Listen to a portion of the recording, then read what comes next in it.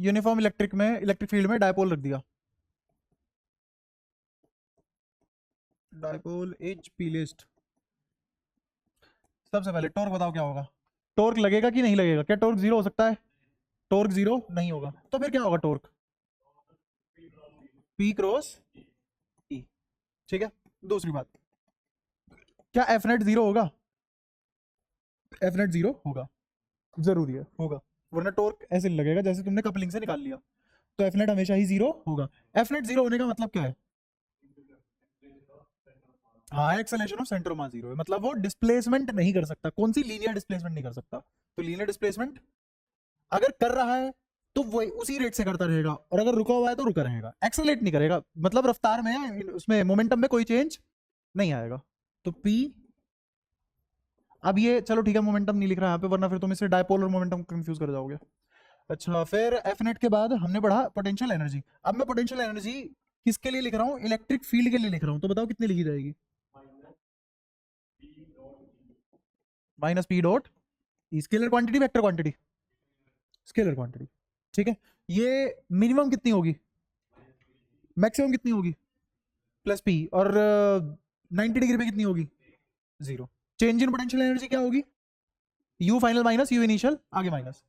ठीक है, यहां तक कोई दिक्कत, कोई भी परेशानी? अच्छा, work done by external agent, potential energy कैसे लिखी जाएगी? अगर मुझे लिखना पड़ जाए work done by external agent, तो क्या लिखी जाएगी potential energy? P dot E plus की आ जाएगी, पी डॉट ई प्लस की आ जाएगी, है ना? अच्छा, अब अगर मैं बोलूं कि ये potential energy by electric field थी, potential energy by electric field थी, ठीक है। अब मैं तुमसे पूछ रहा हूं, इंटरएक्टिव पोटेंशियल एनर्जी निकाल दो,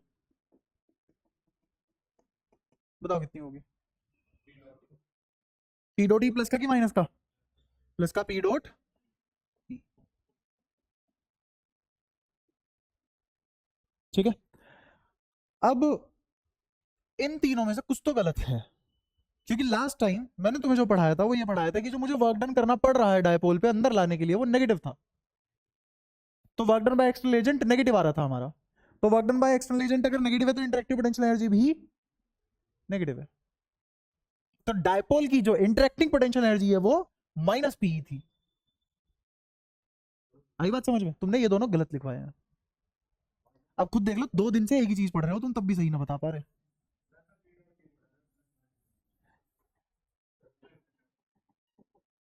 ये जो इंटरेक्टिव पोटेंशियल एनर्जी है किसकी लिख रहे हैं हम? किसके बराबर? बस अब मैं तो भाई पढ़ा पढ़ा के थक गया, अब यही बोल सकता हूँ आखिरी में आके, ये रट लो बस, यही लगा देना आंख बंद करके, चाहे कुछ भी पूछे। गलत हो वो, अब राम भरोसे, क्योंकि समझा समझा के आदमी थक भी तो जाता है, कितना ही समझा दे, और तुम हाँ बोल के गए हो कि हाँ समझ में। अगर तुम लास्ट टाइम में ना बोल के जाते तो मेरे को कोई दिक्कत नहीं थी, मैं पढ़ाना चालू कर देता दोबारा वही चीज। पर एक आदमी हाँ बोल के जाता है पिछली क्लास में, अगली क्लास में रख देता है, बहुत गलत बात है वो। तुम्हें दिक्कत क्या है घर पे जाके पढ़ने से है? अच्छा, ये था पिछली क्लास का, यूनिफॉर्म इलेक्ट्रिक फील्ड में ये सब। टाइम पीरियड बताना इसका।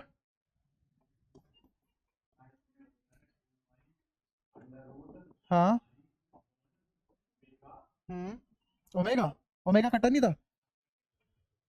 या फिर ओमेगा ही बराबर करके टाइम पीरियड नहीं निकाला था, थीटा करता? हाँ हाँ, बोलो अब। ओमेगा कहाँ से आ गया, पगला गया है क्या? और कोई नहीं है, बस यही अकेले जो कोशिश करेगा, और सब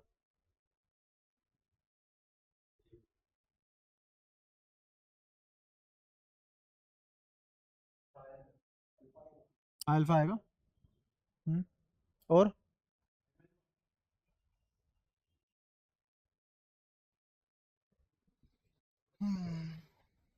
क्या कर सकते हैं? अच्छा, टाइम पीरियड वैलिड कब होगा? करना इसे घर जाके पूरा। टाइम पीरियड कब आएगा इसका? जब ये एसएचएम करेगा, और एसएचएम कब करेगा? जब पॉजिटिव वर्क डन किया जाएगा, किस पे? On dipole. और डिस्प्लेस कितना किया जाएगा? Slightly displace. डिस्प्लेस कितना होगा? And displaced slightly.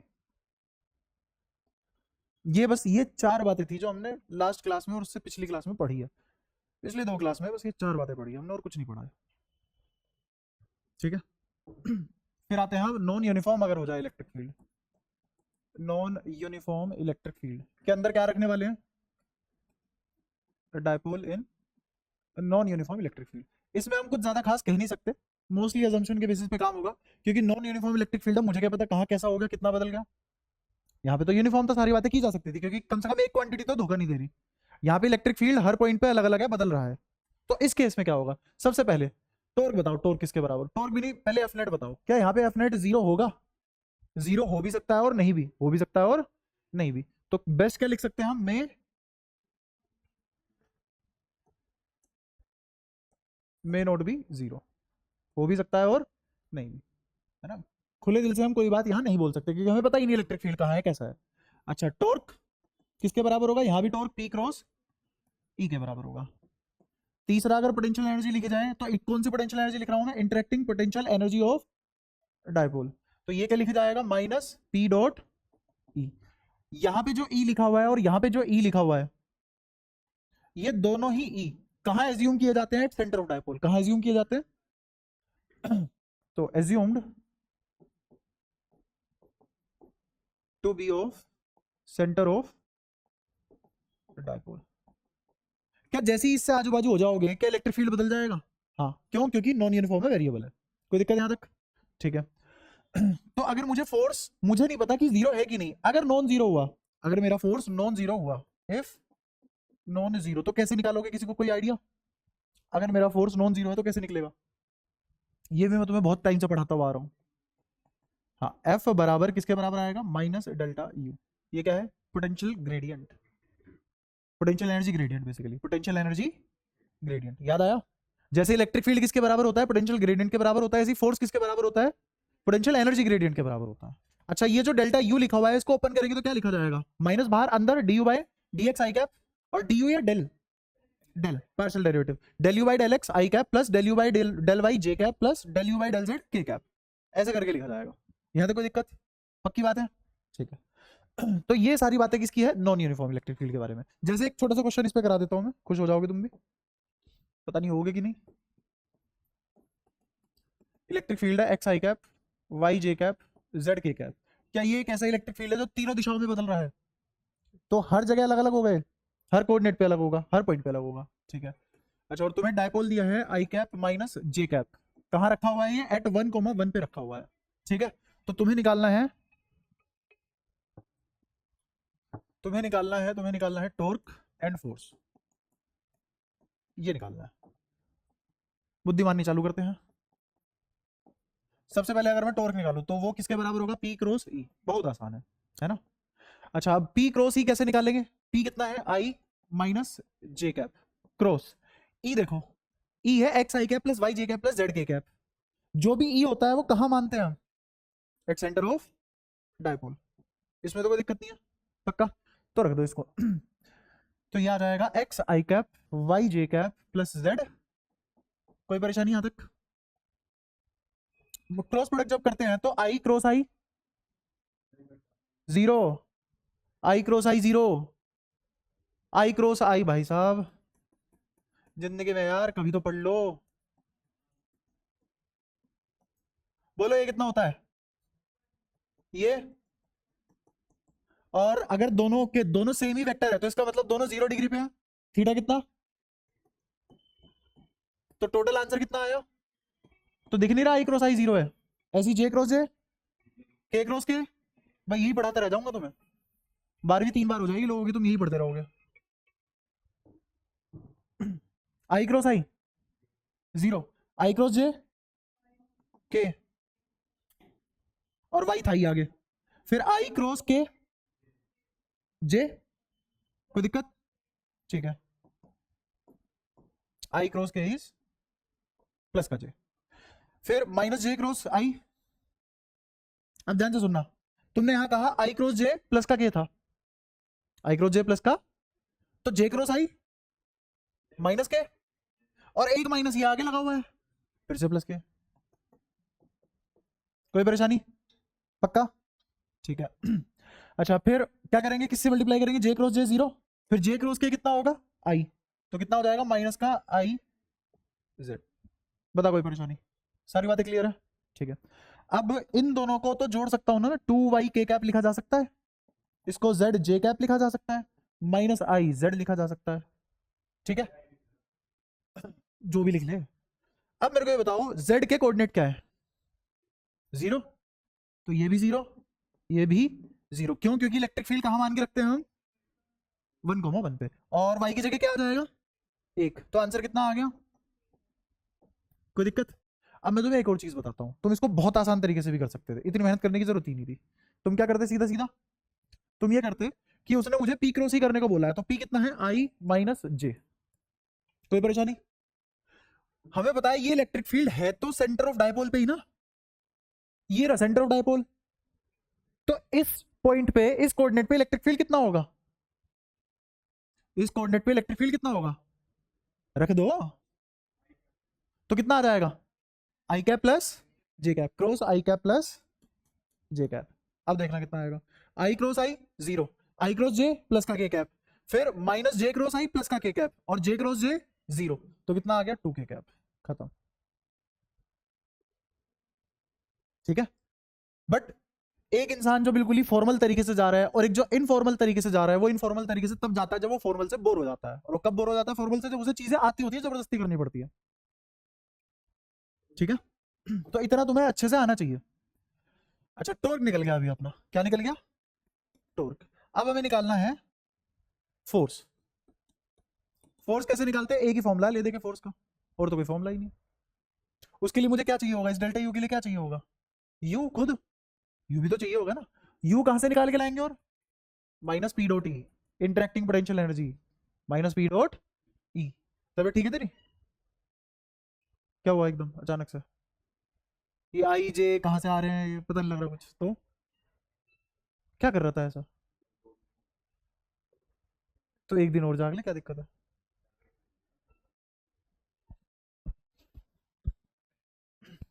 कोई नहीं, आज तुमसे बात करूंगा, फटाफट ये करो पहले, यू इतना आ गया, निकाल लेते हैं इसको भी, पी कितना है, आई माइनस जे, तो माइनस आई माइनस जे।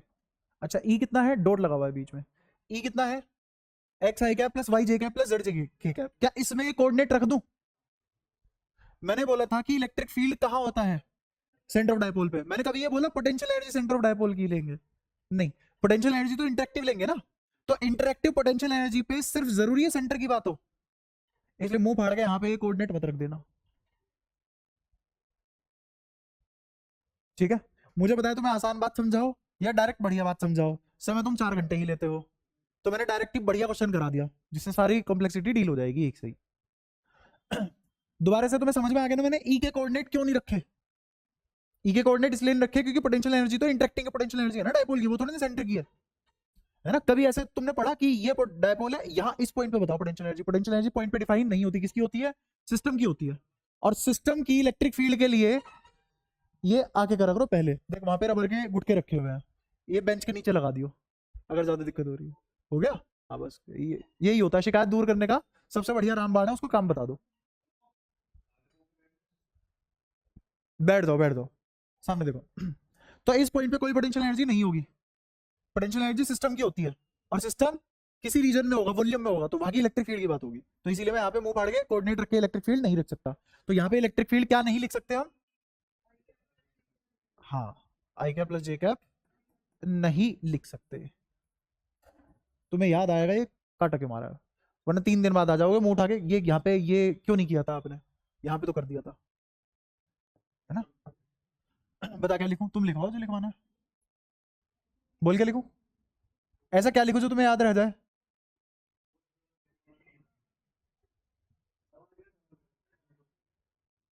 बता क्या लिखूं, हाँ, यू इज ऑफ सिस्टम, वो लिखवाओ ना जिससे तुम्हें याद रहे, वरना पढ़ा तो मैं 20 लेक्चर से रहा हूं, याद तो तुम्हें कुछ भी नहीं है ना। तो मैं अपनी तरफ से पढ़ा रहा था, अब जो तुम्हें याद रखना है वो अपने हिसाब से लिखाओ ताकि तुम्हें याद रहे, बुद्धि तुम्हारी, याद तुम्हें रखना है। तो क्या लिखेंगे यहाँ पे, पोटेंशियल एनर्जी माइनस आई माइनस जे डॉट, यहाँ क्या लिखा जाएगा, एक्स आई cap plus Y J cap, और मैं जेड लिख ही नहीं रहा क्योंकि जेड कोऑर्डिनेट की कहीं बात नहीं हो रही, डायपोल एग्जिस्ट ही नहीं कर रहा जेड में, तो उसकी इंटरेक्टिंग पोटेंशियल एनर्जी होगी नहीं जेड एक्सिस में, ये मैं बहुत पहले पढ़ा के आया था कि इलेक्ट्रिक फील्ड भी उसी एक्सिस में बदलता है जिस एक्सिस में पोटेंशियल बदलती है। हाँ डायपोल नहीं है, तो डायपोल की इंटरेक्टिंग पोटेंशियल एनर्जी नहीं हो सकती। कहाँ? जेड एक्सिस में, तो मैंने लिखी भी नहीं। अब आई डॉट आई कितना होता है? हैं? हाँ, आई डॉट आई कितना? 1। आई डॉट जे 0 और जे डॉट आई और जे डॉट जे, तो तुम्हें ऐसा महसूस नहीं हो रहा कि माइनस ये आ गया x और फिर माइनस ये आ गया y? समझे? कोई दिक्कत? ये क्या आया अभी? पोटेंशियल एनर्जी आई। इस पोटेंशियल एनर्जी को किस में रखूंगा? इस वाले में रखूंगा। कोई दिक्कत? तो एक माइनस ये बाहर लगा हुआ है, एक माइनस ये अंदर लग गया। इसका partial derivative with respect to x कितना होगा? है 1 होगा, 1 होगा इनटू आई कैप, क्योंकि ग्रेडियंट ऑपरेटर है। वहां पे क्या आएगा? D you by D x I cap, del you by del x I cap. तो क्या बचेगा? सिर्फ यहाँ पे आई कैप। अच्छा फिर माइनस, बिल्कुल y का कितना with respect to y, partial derivative कितना होगा y का? 1 और इनटू में क्या लिखा हुआ है? जे कैप। तो क्या आ जाएगा यहाँ पे? माइनस का जे कैप। कोई दिक्कत? माइनस माइनस कैंसिल, तो फोर्स कितना आ गया? आई कैप माइनस जे कैप न्यूटन। ठीक है, सवाल में कुछ बहुत ज्यादा करने को था क्या? अगर लॉजिक क्लियर है, चीजें समझिए तो हो जाएगा। अभी ऐसे सवाल है देते हुए फिरना लोगों से होता हो तो पता कर लेना, आसान सा सवाल है। और है ना, कई बार होता है ना सवाल कि लॉजिक लॉजिक में हो जाते हैं, ज्यादा मेहनत की जरूरत नहीं पड़ती। लेकिन ये सवाल समझ में उसे ही आएगा जिसके सारे के सारे फंडे इससे पहले के क्लियर हों, उसी लहजे में जिस लहजे में जिस डिटेल में हमने पढ़े हैं। अच्छा अब हमने इंटरेक्टिंग पोटेंशियल एनर्जी डायपोल की निकाल ली, तो अब मैं कुछ कुछ चीजें बताता हूं तुम्हें, थोड़ा सा सार मिलेगा तुम्हें। जैसे पहली चीज, मैं इंटरेक्शन देख रहा हूं किस किस की। पहले मैं इंटरेक्शन देख रहा हूं line charge and point charge, line charge and point charge. Line charge और पॉइंट चार्ज के बीच में इंटरेक्टिंग एजेंट कौन होता है? फोर्स। तो फोर्स क्या लगेगा? क्या तुम में से कोई बता सकता है फोर्स कितना होगा? जैसे मान लो कोई ये लाइन लीनियर चार्ज है, इस पर चार्ज डेंसिटी है लैम्डा, तो इस पॉइंट पे r दूरी पे कोई पॉइंट चार्ज रखा हुआ है q, तो क्या फोर्स लगा रहा होगा q इस वायर पे, और क्या फोर्स लगा रही होगी वायर q पे? हाँ 2k लैम्डा बाय r, ये तो है इलेक्ट्रिक फील्ड। इसमें अगर q की मल्टीप्लाई कर दो तो क्या आ गया? फोर्स। क्या तुम्हें यहां से ये दिखा है कि force is inversely proportional to r? क्या ये बात क्लियर हुई? पक्का? ऐसे ही दूसरे पे आते हैं। अब मैं आ रहा हूं point charge and point charge interaction, point charge and point charge interaction. तो इन दोनों के बीच में फोर्स क्या लगेगा? कूलम्ब्स लॉ से लिखेंगे बिल्कुल, k q square by r square. तो यहां पे क्या मुझे ये पता लगा F is inversely proportional to r square. ठीक है, फिर तीसरी बात, अब आते हैं हम, ये लाइन है, कोई लाइन ऑफ एक्शन इमेजिन कर लिया ऐसे, यहां पे रखा मैंने कोई पॉइंट चार्ज q और यहां पे रख दिया इसी के लाइन ऑफ एक्शन में एक डायपोल जिसकी डायपोल मोमेंट है p। तो ये क्या बन गया? हेडिंग क्या बनी इसकी? Point charge and dipole. तो ये हो गया पॉइंट चार्ज एंड डायपोल। ठीक है, अब ध्यान से देखना, यहां इसके और इसके बीच की दूरी r है। मैंने ऐसे क्यों ली दूरी? क्यों? क्योंकि डायपोल के सेंटर से नापी जाती है हर दूरी। ठीक है, अगर ये दूरी r है तो इन दोनों के बीच में क्या फोर्स लगेगा? हाँ, अब सुनना ध्यान से, फोर्स निकालने से पहले तुम्हें यहां देखना पड़ेगा कि पोटेंशियल एनर्जी क्या है। पोटेंशियल एनर्जी क्या है? तो पोटेंशियल एनर्जी क्या होगी पॉइंट वर्सेस डायपोल के बीच में? या फिर और भी आसान चीज बताऊं, और भी आसान चीज बताता हूं, इस डायपोल की वजह से क्या, या फिर इस चार्ज ने कोई इलेक्ट्रिक फील्ड छोड़ा होगा। अब ये यूनिफॉर्म हो नॉन यूनिफॉर्म हो, पोटेंशियल एनर्जी तो पी डॉट ई होती है, याद आया? तो सुनना ध्यान से, इससे इलेक्ट्रिक फील्ड लाइन निकली, तो इस पे किसका इलेक्ट्रिक फील्ड लग रहा है? पॉइंट चार्ज का। कितना? के क्यू बाय आर स्क्वायर। ये इलेक्ट्रिक फील्ड किसका है? पॉइंट चार्ज का। किस पे लग रहा है? डायपोल पे लग रहा है। और मुझे क्या निकालना है? Potential energy. क्या निकालनी है? तो पोटेंशियल एनर्जी निकालने के लिए क्या मुझे इसकी मल्टीप्लाई पी से कर देनी चाहिए, यहां माइनस लगा देना चाहिए, यहां डॉट लगा देना चाहिए? ये क्या लिख दिया मैंने? माइनस पी डॉट, क्या दोनों के बीच में एंगल जीरो है? तो जब दोनों के बीच में एंगल जीरो है, थीटा क्या है? जीरो। किस किस के बीच? डायपोल और चार्ज के लाइन ऑफ एक्शन के बीच कितना एंगल है?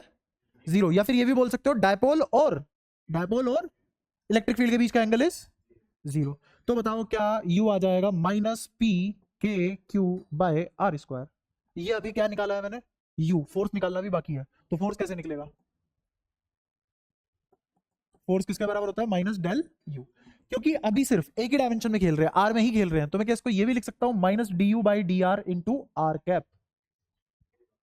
ये भी तो वेरिएशन पढ़ा रखी है। तो फोर्स कितना आ जाएगा, अब सुनना इसको, मनी वन में डिफरेंशिएट करेंगे, वन अपॉन आर स्क्वायर का differentiation minus two by r cube, minus two by, 11वीं में किस किसने डिफरेंशिएशन पढ़ी है मैथ्स में, मैथ्स में ही तो पढ़ी होगी ना डिफरेंशिएशन, और कहाँ, हाँ भूगोल की किताब लेके आ रहा है, इंटीग्रेशन सबने पढ़ रखी है। तो क्या मनी मन में करने लायक हो, है ना, तो फिर कर लो। दो आर की पावर माइनस टू ऊपर करो, इमेजिन लिखा हुआ है, माइनस टू आ गया, फिर माइनस वन हो गया, आर की पावर माइनस थ्री, वापस नीचे लाओ, आर की पावर प्लस थ्री, क्या minus two by R cube आ गया, और बाकी तो कांस्टेंट था। तो के पी क्यू तो एज इट इज, और बाकी वन अपॉन आर स्क्वायर की जगह क्या आ गया, क्लियर है, यहां तो कोई परेशानी। अच्छा ये माइनस था, इसको डिफरेंशिएट करके एक और माइनस आया, तो माइनस माइनस प्लस हो गया, लेकिन फोर्स के आगे जो ये वाला माइनस लिखा हुआ है ये एज इट इज कॉपी हो जाएगा, और D you by d are का माइनस ने इस वाले माइनस को मार दिया, तो ये माइनस बचा रह जाएगा। नहीं आया होगा समझ, नहीं, क्योंकि पॉइंट और डायपोल है, तो पॉइंट और डायपोल की इंटरेक्शन अलग है, पॉइंट का इलेक्ट्रिक फील्ड लिखा मैंने और डायपोल का इलेक्ट्रिक फील्ड थोड़ी लिख दूंगा, ठीक है। हाँ अब इसको डिफरेंशिएट करके हमने लिख लिया k P q divided by r cube, और यहाँ पे 2। अब मेरे को एक और चीज बताओ, क्या यहां से ऐसा नहीं लिखा जा सकता कि मेरा force inversely proportional to r cube है, समझ आई ये वाली बात भी, पक्का। अब आखिरी चीज सोच के बताओ क्या कर सकते हैं हम इसके अलावा, हाँ, और उसी को बोलते हैं डायपोल डायपोल इंटरेक्शन। ये रहा एक डायपोल, इसी के लाइन ऑफ एक्शन में एक और डायपोल यहां है, इसका सेंटर ये रहा, इसका सेंटर ये रहा, इसकी डायपोल मोमेंट P1, इसकी dipole moment P2, centre to centre दूरी R। कोई दिक्कत, या तो इसकी वजह से इस पे इलेक्ट्रिक फील्ड निकाल लो, इसकी वजह से इस पे इलेक्ट्रिक फील्ड निकाल लो, फोर्स तो दोनों सेम ही लगाएंगे। ये डायपोल इस डायपोल पे जो फोर्स लगाएगा वही फोर्स ये वाला डायपोल इस वाले डायपोल पे लगाएगा, ये तो मैं बहुत पहले से क्लियर कराता आ रहा हूँ, म्यूचुअल पेयर, ठीक है। तो अब मेरे को बताओ इस डायपोल की वजह से इस डायपोल पे क्या इलेक्ट्रिक फील्ड होगा, इस डायपोल की वजह से इस डायपोल पे क्या इलेक्ट्रिक फील्ड होगा, के, अभी मैं किसका इलेक्ट्रिक फील्ड लिख रहा हूं, P1 का इलेक्ट्रिक फील्ड लिख रहा हूं, किसका, P1 का इलेक्ट्रिक फील्ड लिख रहा हूं, किस पे, P2 पे। तो कौन गिना जाएगा इलेक्ट्रिक फील्ड में, P1 की P2, P1, तो के p one by r cube, और क्योंकि ये एक्सियल पे है तो 2 kp बाय आर क्यूब। ये अभी सिर्फ क्या लिखा है मैंने, electric field on P2 due to P1, याद रहेगा, कोई दिक्कत, ठीक है। ये आ गया इलेक्ट्रिक फील्ड। अब इस इलेक्ट्रिक फील्ड में अगर मैं डायपोल मोमेंट दूसरे वाले की डॉट प्रोडक्ट करवा दूं, माइनस लगा दूं, तो क्या आ जाएगा, पता ही नहीं पड़ा लो, हाँ, अरे ये करा है मैंने, इलेक्ट्रिक फील्ड किसकी वजह से, P1 की वजह से, किस पे, P2 पे, तो वही तो करा है P डॉट ई, हाँ P2 की इंटरेक्टिंग पोटेंशियल एनर्जी आ गई, किसकी इंटरेक्टिंग पोटेंशियल एनर्जी आ गई, P2 की इंटरेक्टिंग पोटेंशियल एनर्जी। बताओ यहां तक कोई दिक्कत, ऑफ, कोई दिक्कत। अब फोर्स निकालने के लिए क्या करना है, minus d u by d r into r cap. यहां पे भी क्या आएगा, एक आर कैप, आर कैप क्यों, क्योंकि फोर्स एक वेक्टर क्वांटिटी है और वहीं पे पोटेंशियल एक स्केलर क्वांटिटी थी। बेसिकली पोटेंशियल कह रहा हूं, ये स्केलर और वेक्टर क्वांटिटी को रिलेट करने की फंडेबाजी को ही बोलते हैं ग्रेडियंट ऑपरेटर। ये एक ऑपरेटर है जो स्केलर को वेक्टर से जोड़ता है, ठीक है। अच्छा अब इसको भी देख लेते हैं, फिर से मुझे क्या करना है, डिफरेंशिएशन। तो बताओ कांस्टेंट कौन कौन है, 2k P1 P2 तो कांस्टेंट हो गए, बचा 1 अपॉन आर क्यूब, आर की पावर -3, ऊपर आया -3, नीचे पावर 4, और एक दो भी था, 3 दूनी 6, तो कितना आ गए 6k P1 P2 bye are की पावर 4, और आगे माइनस, क्योंकि जो यहां डिफरेंशिएट करके माइनस आया था वो ये वाले को खा गया, और इस फॉर्मूले का माइनस यहां कॉपी हो गया, ठीक है, इनटू में आर कैप। कोई दिक्कत, तो यहां से मुझे ये पता लग चुका है कि ये वाला फोर्स किसके इनवर्सली प्रोपोर्शनल आ गया, तो force inversely proportional to r, r square, r cube, r की पावर 4, ठीक है, और हर वेरिएशन की इंटरेक्शन। बताओ कोई दिक्कत यहां तक, क्या सारी बातें क्लियर है, पक्का। जिसकी शिकायत थी डायपोल डायपोल इंटरेक्शन क्लियर, यही होता है डायपोल डायपोल इंटरेक्शन। जब किसी दिन केमिस्ट्री में केमिकल इक्विलिब्रियम पढ़ाऊंगा या फिर वहां पे बॉन्ड वगैरह पढ़ेंगे, आयनिक बॉन्ड पढ़ेंगे, वहां पे इसका एप्लीकेशन दे दूंगा मैं। ठीक है, यही खास बात होती है कि तुम अगर यहाँ से रिलेट करके वो वाली चीजें पढ़ रहे हो तो वहां पे तुम्हें सच्चाई पता लग जाती है कई बार, तो तुम्हें याद रह जाती है, चीजें रटने की जरूरत नहीं पड़ती। अच्छा, अब एक और चीज कराना चाहूंगा मैं तुम्हें, उससे पहले बट तुम मुझे कुछ कुछ चीजें बताओगे, नहीं बता पाए तो फिर से बहुत दिक्कत हो जाएगी, है ना। पहली चीज,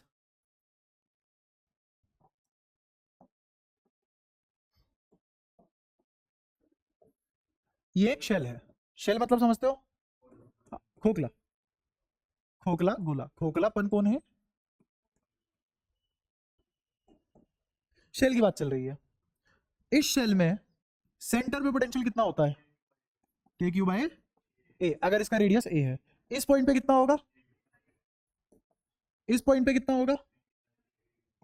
तो अगर मेरी शेल खोखली है और अंदर कोई भी चार्ज नहीं है, मेरी शेल खोखली है और अंदर कोई भी चार्ज नहीं है, तो हर जगह पोटेंशियल सेम होगी, कांस्टेंट होगी, इसीलिए अंदर इलेक्ट्रिक फील्ड नहीं होगा। ये बात क्लियर है? अच्छा, ये था पहला लॉजिक। दूसरा लॉजिक जो मुझे तुम्हारे मुंह से सुनना है वो ये है कि अगर मैंने यहां पॉइंट चार्ज क्यू मान लिया, क्या मान लिया? पॉइंट चार्ज क्यू, और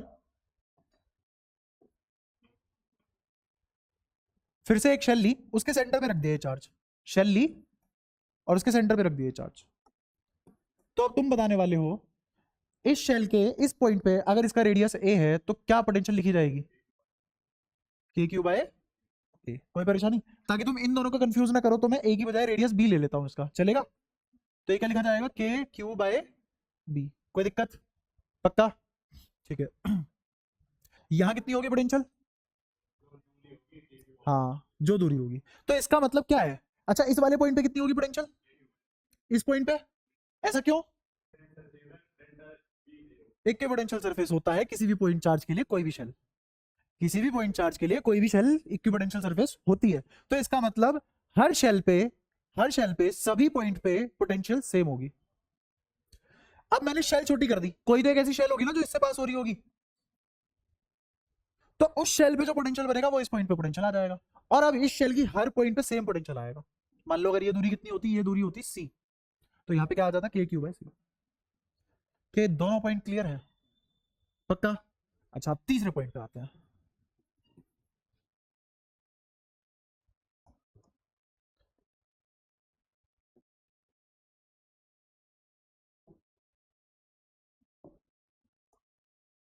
इस पे चार्ज है मान लो क्यू, ठीक है, और इस पे चार्ज है कैपिटल क्यू, ये है सेंटर। इसका रेडियस मैंने ले लिया मान लो R1, इसका रेडियस ले लिया R2, ठीक है। अब मैं कह रहा हूं कि मुझे पोटेंशियल बताओ, इस अंदर वाले की वजह से बाहर वाले पे क्या पोटेंशियल लिखी जाएगी? अंदर वाले से बाहर वाले पे, अंदर वाले की वजह से बाहर वाले पे क्या पोटेंशियल लिखी जाएगी? दोनों शेल है, सेंटर पे कोई चार्ज नहीं रखा हुआ, ये जो क्यू चार्ज है किस पे यूनिफॉर्मली डिस्ट्रीब्यूटेड है? हाँ, शेल ए पे, शेल ए पे। और जो कैपिटल क्यू है ये किस पे डिस्ट्रीब्यूटेड है यूनिफॉर्मली? शेल बी पे। अंदर वाली शेल, शेल ए की वजह से शेल बी पे क्या पोटेंशियल लिखी जाएगी? तो कैसे लिखी सुनना, क्या इस शेल को मैं बाहर वाले के लिए ऐसे नहीं मान सकता कि ये पॉइंट चार्ज रखा हुआ है इसी के सेंटर पे, पॉइंट चार्ज अप्रोक्सीमेशन? तो यहां क्या लगाया हमने? Point charge approximation. यहां क्या लगा रखा है हमने? Inside shell, inside shell v कैसा होता है? कांस्टेंट। वी वेलोसिटी है, क्या क्या है? पोटेंशियल। अच्छा, यहां कौन सा कॉन्सेप्ट लगाया? Equipotential surface, equipotential surface. कोई दिक्कत? और यहां कौन सा कॉन्सेप्ट लगा रहे हैं हम? Point charge approximation, equipotential surface, equipotential surface, और इनसाइड वी कांस्टेंट। ये तीनों लगेंगे अब यहाँ पे तीनों लगेंगे, सुनते रहना। ये जो चार्ज अंदर है इसके क्यू, क्या इसको ऐसा नहीं मान सकता कि जैसे कि ये सारा का सारा चार्ज सेंटर पे कंसंट्रेटेड हो? पॉइंट चार्ज अप्रोक्सीमेशन क्या लगाया? अब इस शेल के सेंटर पे क्यू चार्ज रखा हुआ है, तो इस शेल पे क्या पोटेंशियल आएगी? के क्यू बाय R2, के क्यू बाय R2। तो के क्यू बाय R2, छोटा आर, सॉरी छोटा क्यू या बड़ा क्यू? छोटा क्यू। ये मैंने क्या लिखा है? Potential on shell B due to A. तो ये लिखा है हमने V on B due to A. Clear है ये वाली बात? कोई परेशानी? अच्छा, शेल बी पे अगर ये ना होता तो क्या पोटेंशियल होती? के क्यू बाय, ये कहां से सीखा मैंने? यहां से, क्योंकि अंदर तो बदलेगी नहीं, अगर ये हटा दूं तो अंदर कोई पोटेंशियल नहीं बदलेगी। क्या हर पॉइंट पे पोटेंशियल के क्यू बाय आर टू होगी? और कौन सा क्यू? Capital Q. तो अगर मुझे लिखना पड़ जाए वी इस वाले के लिए, हाँ शेल बी के लिए, अगर मुझे वी बी नेट लिखना पड़ जाए, मतलब शेल बी पे नेट पोटेंशियल क्या है? शेल बी पे नेट पोटेंशियल क्या है, अगर वो लिखना पड़ जाए तो तुम्हें लगता मैं लिखूंगा, हाँ, K Q by are two plus K capital Q by are two. सबको समझ में आया मैंने कैसे लिखा? पक्का? जब मैं पढ़ा रहा हूं, वो पहली बात तो कोई पढ़ाता नहीं है, पढ़ाता भी तो रटवा देता है, बंदा कंफ्यूज ही रहता है पूरे 2 साल। अगर यार तुम्हारा क्लियर हो गया, जो कि होगा क्योंकि मैं पढ़ा रहा हूँ, होता है हमेशा, पता नहीं अब तुम्हारा बैच हो भाई रामचरितमानस वाला तो बात अलग है, कोई सा भी तुम देखो अब। कौन सी किताब का? जो तू पढ़ता भी नहीं? पहले पढ़ तो ले, क्योंकि तू जिसको कह रहा है उसने तो पढ़ी हुई है ना। तो तुझे क्या लग रहा है मैं किसी चीज के बारे में ऐसी बात कर लेता हूँ? मतलब मेरे को फिजिक्स आती थोड़ी ना, बस ऐसे ही आके बक लेता हूँ।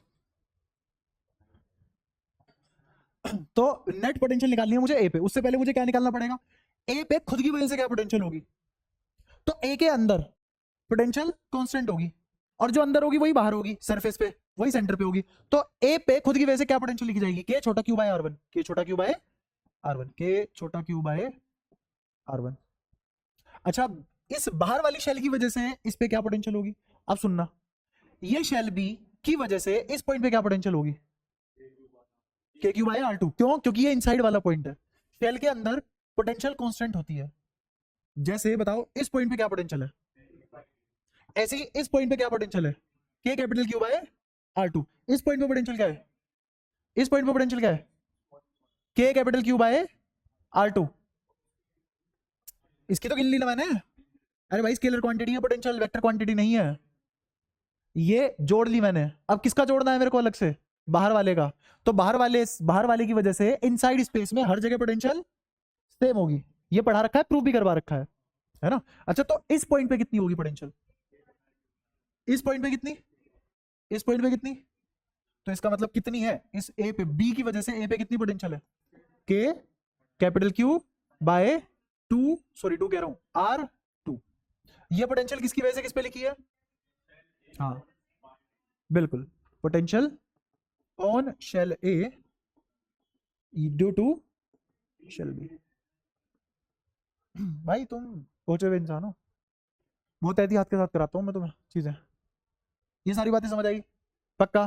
तो जो अभी अभी हमने ताजा ताजा कॉन्सेप्ट पढ़ा है उसका नाम है potential due two concentric shells. Potential due two shells. 2 महीने की एक साथ देना बताया था ना? बताऊंगा अभी, एक बार क्लास खत्म होने दे, बात करूंगा तुमसे। तुम ज्यादा आवाज कर रहे हो सारे के सारे।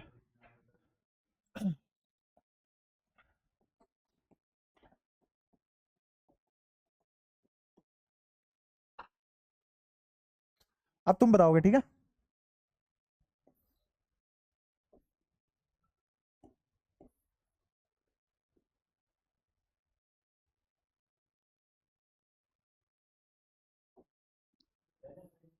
हाँ सैल है।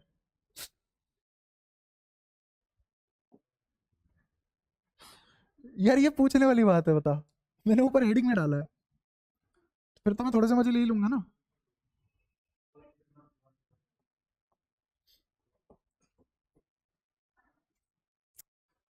उससे अपने ही नुकसान होता है ना, मैं भी नहीं मानता, टेंशन मत ले। तो अपने पास 3 शेल है, एक का रेडियस है आर,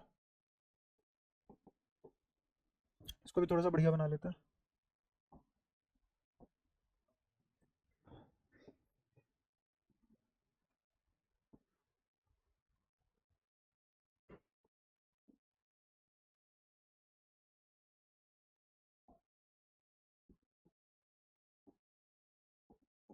समझ आया सेटअप क्या है? अंदर वाली का आर है रेडियस, उससे बाहर वाली का 2 आर, उससे बाहर वाली का 3 आर, 3 शेल है, ठीक है? इस पे चार्ज है मान लो क्यू, इस पे चार्ज है कैपिटल क्यू, और इस पे चार्ज है मान लो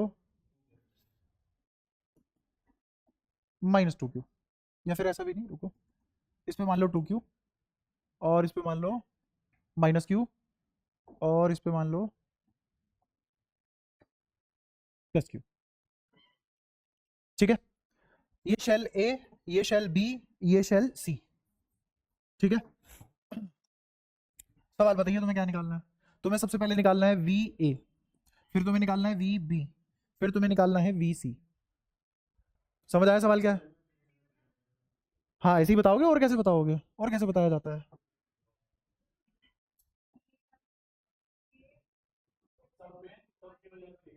सब पे सबकी वजह से निकलेगा, बिल्कुल शाबाश। तो अब मुझे ए पे निकालना है, तो ए पे ए की वजह से कितना, के कैपिटल क्यू बाय आर। फिर 2q के अंदर वाले पॉइंट पे तो हर जगह पोटेंशियल सेम होगी ना, तो प्लस कितना आ जाएगा, के 2q बाय 2r। फिर बाहर वाले के लिए के क्यू बाय, ये लिखा गया वी, आया समझ? अच्छा अब ऐसे ही वी भी लिखेंगे, तो इस वाले की वजह से बाहर वाले पे क्या पोटेंशियल आएगी, क्या ये पॉइंट चार्ज अप्रोक्सीमेशन से पॉइंट मान लिया जाएगा? तो ऐसा मान के चलो कि इस पॉइंट पे कैपिटल क्यू चार्ज रखा हुआ है और कितनी दूरी पे, 2r दूरी पे एक शेल है, उस पे क्या पोटेंशियल होगी, तो लिखवाओ के क्यू बाई 2r, के कैपिटल क्यू बाय 2r। फिर इस पे खुद की वजह से कितनी, प्लस के 2q बाय 2r। फिर बाहर वाले पे कितनी, माइनस के क्यू बाय 3r। बताओ कोई दिक्कत? ऐसे ही वीसी पे आ जाओ, वीसी लिखवाओ, कितना लिखा जाएगा, क्या ये वाले और ये वाले तो पॉइंट चार्ज लिखे जाएंगे, तो ये क्या लिखा जाएगा, पॉइंट चार्ज अप्रोक्सीमेशन। तो क्यू की वजह से इस वाले पे क्या पोटेंशियल लिखी जाएगी, के क्यू बाय 3r। आ रहा है समझ? प्लस फिर ये वाला भी तो पॉइंट चार्ज अप्रोक्सीमेशन पे 2q रखा जाएगा सेंटर पे, तो इससे ऐसा लगेगा जैसे सेंटर पे 2q रखा हो, बिल्कुल। तो के 2q अपॉन 3r, क्योंकि इस सेंटर से, क्योंकि अब 2q कहाँ है सेंटर पे, कितनी दूर है वो, 3r दूर, और कैसे बिहेव करेगा इक्विपोटेंशियल सरफेस की तरह, तो हर जगह सेम होगा, कितना होगा, k2q बाय 3r। हाँ हाँ हाँ बिल्कुल हो जाएगा, दिक्कत क्या है? और ये मैं सिखाऊंगा तुम्हें अभी कि इतना खोल के लिखना होता है, तो पहली बार सीख रहे हो तुम, इसलिए बता रहा हूँ, है ना। अच्छा अब इस पे खुद की वजह से कितना होगा, माइनस के क्यू बाय, यहाँ तो कोई दिक्कत? अब जैसे जैसे हम बाहर वाली शेल के ऊपर नेट पोटेंशियल निकालते हैं, जैसे जैसे बाहर वाली शेल के ऊपर नेट पोटेंशियल निकालते हैं, तो जैसे मान लो मैं थर्ड शेल पे निकाल रहा हूँ, सबसे बाहर वाली है, तो इस सबसे बाहर वाली के लिए अंदर वाली दो तो पॉइंट चार्ज बन जाएगी, तो डायरेक्टली जोड़ लो ना इनको, तो क्या हो जाएगा, क्यू प्लस 2q 3q, और ये कितना है, माइनस क्यू, तो टोटल कितना आ गया, 2q, तो कितना आ गया, 2k बाय 3r। तो आंसर कितना आता, सीधा सीधा 2k बाय 3r। समझ पाए क्यों किया मैंने ऐसा? क्योंकि सभी पॉइंट चार्ज थे और इसका खुद की वजह से माइनस क्यू जोड़ के लिखा जाता है स्केलर क्वांटिटी की तरफ, सारे चार्ज जोड़ लो। समझ आया? अच्छा अब ऐसी अगर मैं बी पे लिखूं इसी थीम के साथ, तो बी के अंदर वाला तो पॉइंट चार्ज है कि नहीं, और 2q उसमें ऐड होगा, तो 2q और q कितना हो गया, 3q। तो पोटेंशियल क्या आई, 3k बाई 2r, क्योंकि दोनों से ही 2r दूरी पे है ना। और अलग से फिर क्या लिखा जाएगा, माइनस के क्यू बाय 3r। तो क्या मैं इन दोनों को जब जोड़ दूंगा तो तुम्हें नहीं दिख रहा कि ये मैथमेटिकली भी क्या लिखा जाएगा, 3k बाय, समझ आया? इन दोनों में क्या लगा दिया मैंने, पॉइंट चार्ज अप्रोक्सीमेशन, और बाहर वाले के लिए, बाहर वाले की वजह से अंदर वाले पे अलग से लिख लिया। बताओ कोई दिक्कत यहां तक? सारी बातें सन्नाटा तो नहीं बच गया बुद्धि में? ठीक है तो बस अब ऐसे ही लिखते हैं सारी की सारी पोटेंशियल। क्या? हाँ निकाल तो लोगे ना तुम, करते रहना, घर पे करते रहना, उससे कोई दिक्कत नहीं है। ठीक है, तो ये V A V B V C ऐसे ऐसे लिखी जाती है ना। अब इसको थोड़ा सा और अच्छे से तुम्हें अगर समझ रहा है तो मैं एक चेंज करना चाहूंगा इसमें। चेंज पता है क्या होगा, इस अंदर वाली शेल से, इस अंदर वाली शेल से एक स्विच लगाया, तुम स्विच के नाम से जानते हो, सुना है स्विच? हाँ, ये बटन कटवा बंद करेंगे तो लाइट बंद हो जाएगी, है ना, खटका, जो भी तुम बोलते हो, बहुत सारे नाम है इसके बेचारे के, तो बिजली वाले स्विच बोलते हैं इसको। नहीं सुना क्या कभी, बिजली वाले के साथ काम नहीं किया कभी? अच्छा तुम्हारे कहाँ, अमीर, बड़े बढ़िया बिजली वाले थे, कुछ नहीं बोलते थे। ऐसे कौन सा गुटका था भाई जो बोल ही नहीं पाए, पूरा टाइम काम करते थे? दबाओ, तू ही दबा के बैठा था। ठीक है आओ अब सुनना ध्यान से, एक वायर ली और इसको बाहर वाले शेल से कनेक्ट कर दिया, सबसे अंदर वाले को सबसे बाहर वाले से कनेक्ट कर दिया। ये उठ के क्यों गया है, क्योंकि ये इससे टच नहीं हो रहा। तो हुआ क्या है समझना, अंदर वाली शेल से सीधा बाहर वाली शेल को कनेक्ट किया गया। सोचो मत, प्रैक्टिकली पॉसिबल नहीं है ये। सोच के तुम प्रैक्टिकली सोचने बैठ गए, ये एक शेल है, इसके बाहर एक और शेल है, फिर इसके बाहर एक और शेल है, तो ऐसा कोई रास्ता है जिसमें से तू अंदर वाली से तार लो और सीधा बाहर वाली पे लगा दो बिना सेकंड टच कराए? पर मैंने कर दिया ऐसा। सवाल समझाना है मेरे को, कॉन्सेप्ट बनवाना है ना, तो बुद्धि में कैसे बैठेगी चीज है? हाँ हाँ जो भी होगा, अब मुझे ये बताना है कि इस शेल ए से शेल सी पे क्या चार्ज ट्रांसफर होगा। या फिर वो ऐसे भी पूछ लेगा, वो पूछ रहा है फाइनल चार्ज कॉन्फ़िगरेशन बता दो shell A, shell B, shell C की। क्या बताना है? Final charge configuration. कह रहे shell A, shell B, shell C बतानी है। अरे बतानी फाइनल चार्ज कॉन्फ़िगरेशन है। अच्छा हाँ, रुक जा रुक जा रुक जा, सामने देख, वहां क्या है?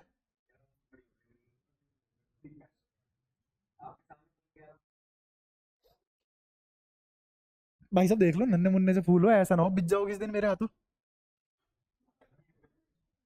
देख असलियत में अच्छा हो रहा है, पर असलियत में मैं भी बिछा देता हूँ फूलों को, दिक्कत ही है। सामने देख, हाँ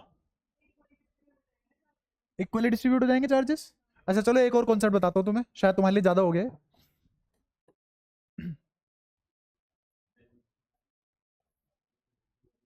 एक सवाल पूछ रहा हूँ, ऐसी जीके का सवाल है। दो टैंक है, दोनों आइडेंटिकल है, दो टैंक दोनों आइडेंटिकल टैंक, मतलब दोनों की क्वांटिटी बराबर है, बेस बराबर है, शेप बराबर है, सिमेट्री बराबर है, ज्योमेट्री बराबर है। ठीक है, वॉल्यूम जो जो इसका है वही इसका है। ठीक है, अब इसमें इतना पानी भरा हुआ था, ये था खाली, हमने इन दोनों को जोड़ दिया यहां इस लेवल पे, या फिर मैंने इस लेवल पे जोड़ दिया। तो अब बताओ इसमें और इसमें फाइनली कितना पानी होगा? इसका आधा हो जाएगा। अच्छा, क्यों पानी इसमें आधा ट्रांसफर होने के बाद क्यों रुक गया? ऐसा क्या जादू हुआ कि पानी इक्विलिब्रियम आ गया? हाँ हाँ हाँ, तुम्हें किसने बताया कि यहाँ प्रेशर ज्यादा है यहाँ कम है? फ्लूइड प्रेशर लगा रहे हैं। ठीक है, हाँ रुक जा रुक जा रुक जा, हाँ आगे। हाँ सही कह रहा हूँ, liquid flow due to pressure difference. जैसे तुमने कुछ कुछ क्वांटिटी पढ़ी होगी, डेल्टा पी की वजह से क्या करता है? फ्लूइड फ्लो आता है। क्या आता है? फ्लूइड फ्लो आता है, किसकी वजह से? अच्छा, डेल्टा टी की वजह से क्या आता है? हीट फ्लो आता है। क्या आता है? हीट फ्लो आता है। ठीक है, ऐसे ही डेल्टा ए की वजह से या फिर डेल्टा वी की वजह से क्या आता है? डेल्टा वी मतलब नहीं, चेंज इन वेलोसिटी की वजह से क्या आता है? कोई दिक्कत, कोई परेशानी? ऐसे ही अब ये पोटेंशियल है, ये क्या है? पोटेंशियल, इसकी वजह से क्या आता है? ठीक है, अब सुनना, ये तो थी पोटेंशियल, ये तो थी पोटेंशियल, अब मैं बात करता हूं पोटेंशियल एनर्जी की। किसकी बात कर रहा हूं? पोटेंशियल एनर्जी मैंने तुम्हें सिर्फ इस चैप्टर के स्पेसिफिक नहीं समझाई, मैंने तुम्हें समझाया work done by action agent to form the system, ऐसे बताया था, है ना? और हर सिस्टम की इच्छा होती है कि वो अपनी मिनिमम पोटेंशियल एनर्जी स्टेट में जाए। क्या मैंने इसी लहजे में पढ़ा रखी है चीजें? ये इस लहजे में क्यों पढ़ाई? क्योंकि फिजिक्स के हर कोने में लग जाती है ये बातें। जैसे अब इसमें सुनना, पानी यहाँ इतना भरा हुआ है, जहां टब खाली है, यहां से आए फ्लो करेगा तब तक जब तक दोनों में पोटेंशियल एनर्जी बराबर नहीं हो जाती। क्योंकि जब दोनों में पोटेंशियल एनर्जी बराबर होगी तो दोनों अपने मिनिमम पोटेंशियल एनर्जी कॉन्फ़िगरेशन में होंगे। तूने यही कहा था, सुन गया था मुझे। हाँ हाँ हाँ, सुन गया था मुझे, तूने यही कहा था। बट मैं चार जनों को एक साथ हाँ हाँ ऐसे नहीं बोल सकता ना, लगेगा अगला हो गया। तो ये फ्लो क्यों रुका? क्योंकि पीई कॉन्फ़िगरेशन बराबर हो गई। इनफैक्ट प्रेशर भी इसीलिए बराबर हुआ क्योंकि दोनों जगह पोटेंशियल एनर्जी बराबर हो चुकी थी। पानी हमेशा ऊपर से नीचे आता है, क्यों? और अगर तुमने दोनों जगह लेवल बराबर कर दिया तो पानी ऊपर से नीचे इधर से इधर जाएगा? नहीं जाएगा ना, है ना? जैसे मान लो एक तराजू है, यहाँ पे तुमने ऐसे पानी गिरा रहे हो यहाँ से, ये पानी यहाँ से हाँ कब तक गिरेगा? जब तक इस वाले बेस का लेवल बराबर ना आ जाए। अगर ये लेवल बराबर आ गया, अब पानी ना तो इधर से इधर जाएगा, ना इधर से इधर जाएगा। कोई दिक्कत? तो ये सारा का सारा खेल अब भी किसका है? पोटेंशियल एनर्जी का। किसका? Potential energy. जैसे ही तुमने किन्हीं भी दो सिस्टम की पोटेंशियल एनर्जी इक्वेट कर दी, अब चीजें इधर से उधर नहीं होंगी। यहां आ जाओ, ए से सी पे चार्ज तब जाना रुकेगा जब दोनों शेल पे पोटेंशियल बराबर आ जाएगी। चार्ज फ्लो कब रुकेगा ए से सी पे? जब पोटेंशियल बराबर आ जाएगी, ना कि चार्ज बराबर। ठीक है, मैं एक और एग्जांपल लेता हूं। अभी तो मैंने आइडेंटिकल लिए थे, तुमने बोला हाफ हाफ हो गया पानी, क्योंकि कंटेनर आइडेंटिकल थे, सही है। अब मैंने ये कंटेनर लिया छोटा और एक लिया बहुत बड़ा कंटेनर, ठीक है। अब बताओ, अब हाफ हाफ आएगी क्या क्वांटिटी? नहीं, अब इसके बेस में ज्यादा फैल सकता है पानी, तो अब इसमें पानी ज्यादा होगा, इसमें कम होगा। तो जो तुम रट के बैठते हो ना, पानी की क्वांटिटी बराबर होने का मतलब है प्रेशर बराबर हो जाना, ये सब बातें नहीं होती। असलियत में खेल कौन चला रहा है? पानी की क्वांटिटी खेल नहीं चला रही, पोटेंशियल एनर्जी। ऐसे ही यहां पे चार्ज की क्वांटिटी से मुझे कोई मतलब नहीं है। चार्ज कब फ्लो करना रुकेगा? जब दोनों स्फीयर का पोटेंशियल बराबर हो, चार्ज नहीं। तो लोग मुंह फाड़ के ऐसे आंसर करते हैं, अच्छा ये क्यू है, ये माइनस क्यू है, तो दोनों को जोड़ दो, डिवाइड बाय 2 कर दो, 0 आ गया। हाँ हाँ, कौन? अरे रुक जाओ, एक मिनट एक मिनट एक मिनट, सही में पिटना हो तो बता, कह के पिट ले, किधर मन कर रहा है पिटने का? ये तो मैं बात कर लूंगा, मेरे को पीट लो, तो कोई एक काम बच जाएगा, एफिशिएंसी तो बढ़ जाएगी ना। हाँ, चार्जिंग बाय कंडक्शन होता है। नहीं, मैं डिफरेंट रेडियस का भी करा दूंगा।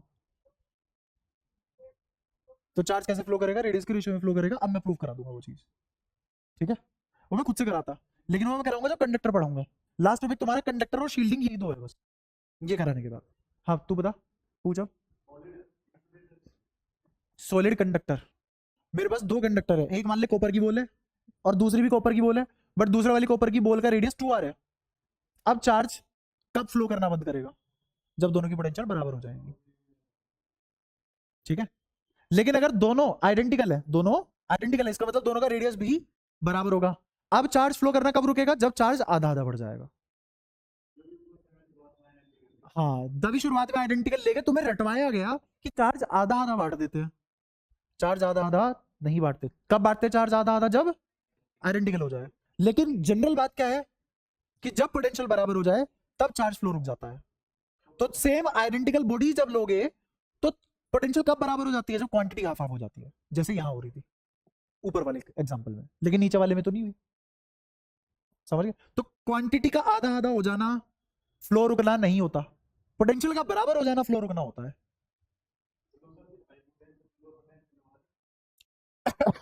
देख, हर चीज हायर पोटेंशियल एनर्जी से लोअर पोटेंशियल एनर्जी जाती है, ये बात सही है। लेकिन हर चीज हायर पोटेंशियल से लोअर पोटेंशियल पे जाती है क्या? हाँ, ये बात गलत है। ये सब बहुत क्रिटिकल बातें हैं, और यही जो तूने अब मेरे से पूछा है, ये एडवांस पूछ चुका है मल्टीपल चॉइस क्वेश्चन में। हाँ, अरे एडवांस पूछ चुका है यही सवाल। तो तुम्हारी थ्योरी और कॉन्सेप्ट इस कदर क्लियर होने चाहिए, हमारे लिए आम बातें हो जाए। तो हम ये निकालने वाले हैं कि ये चार्ज कितना फ्लो करके किधर जाएगा, है ना। इसको मैं छोटा कर रहा हूं, दिख रहा है अभी भी? दिख रहा है?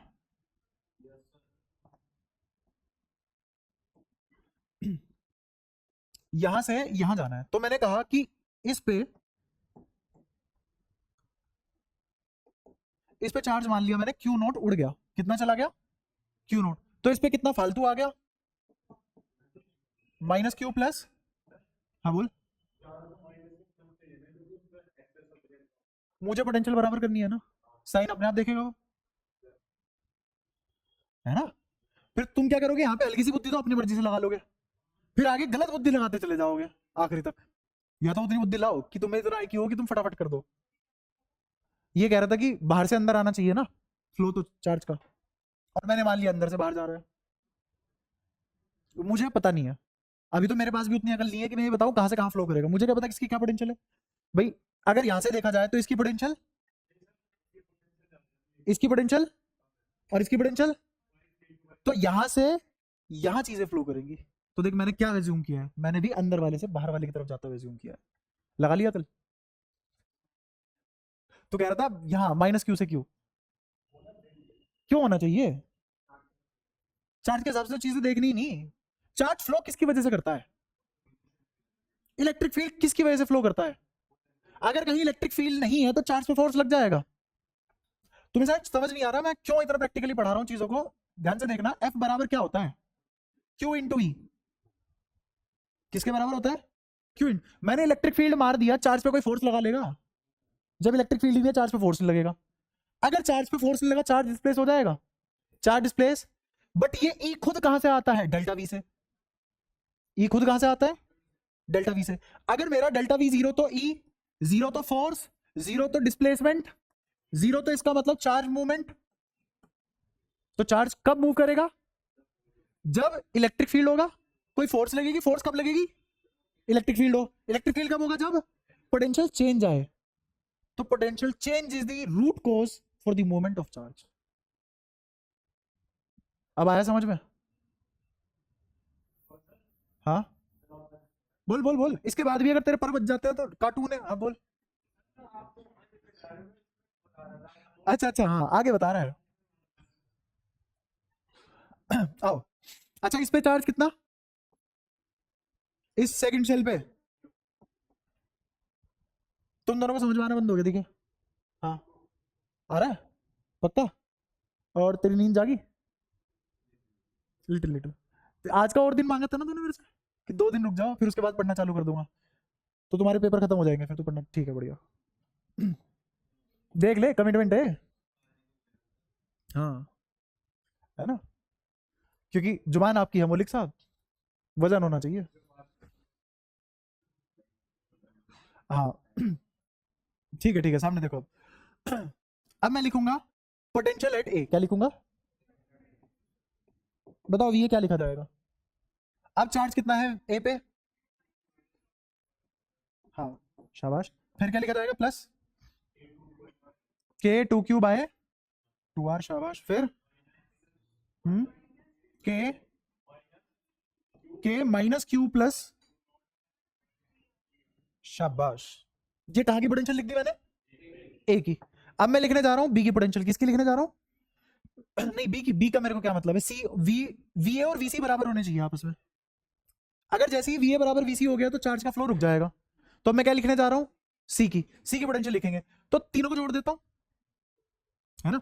तो यहां बताओ, यहां क्या लिखा हुआ है? Q minus Q naught plus minus Q plus Q naught. तो क्या ये दोनों तो कट गए? तो सिर्फ क्या आ गया? K two q by two r या थ्री आर। थ्री आर क्यों? क्योंकि मैं किस पे निकाल रहा हूं? सी पे। शाबाश। और तुम्हें ये समझ आया बाकी दोनों टर्म कैसे कैंसिल होगी? ठीक है।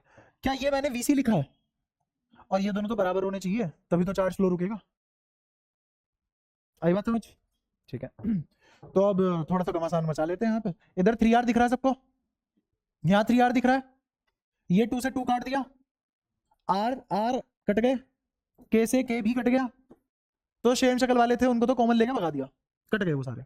अब देखना बचेगा क्या। क्या थ्री क्यू लिखा हुआ है? पढ़ो ध्यान से। एलसीएम लूंगा यहाँ, थ्री क्यू आएगा।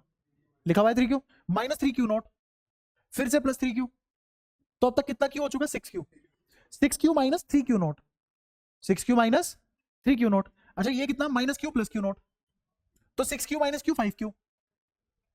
और यहाँ पे कितना था? Minus three Q naught plus Q naught, तो कितना? Minus two Q naught.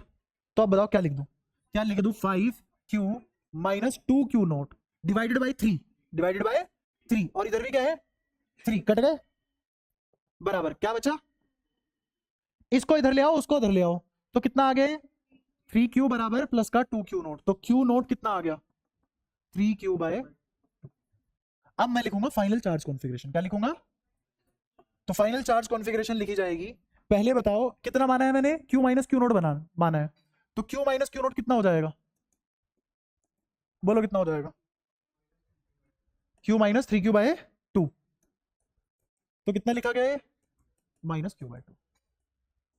अच्छा फिर टू की तो एज इट इज रहा, वो तो बदला ही नहीं क्योंकि उसमें कोई तार लगा ही नहीं। और ये कितना हो गया? Q naught plus Q naught. तो ये आ गया Q plus three Q by to. तो कितना आ गया? माइनस। तो कितना आ गया? प्लस का क्यू बाई टू। कोई दिक्कत? अच्छा इनिशियली कितना था उस पर चार्ज? क्यू। इस पे कितना था? Two q. इस पे कितना था? Minus q. क्या लिखनी आ गई फाइनल चार्ज कॉन्फ़िगरेशन? ये जो डब्बे में पैक हो रखे हैं, माइनस क्यू बाई टू, दूसरा टू क्यू, और ये प्लस क्यू बाई टू। ये फाइनल चार्ज कॉन्फ़िगरेशन ए पे, बी पे, सी पे। मजा आया?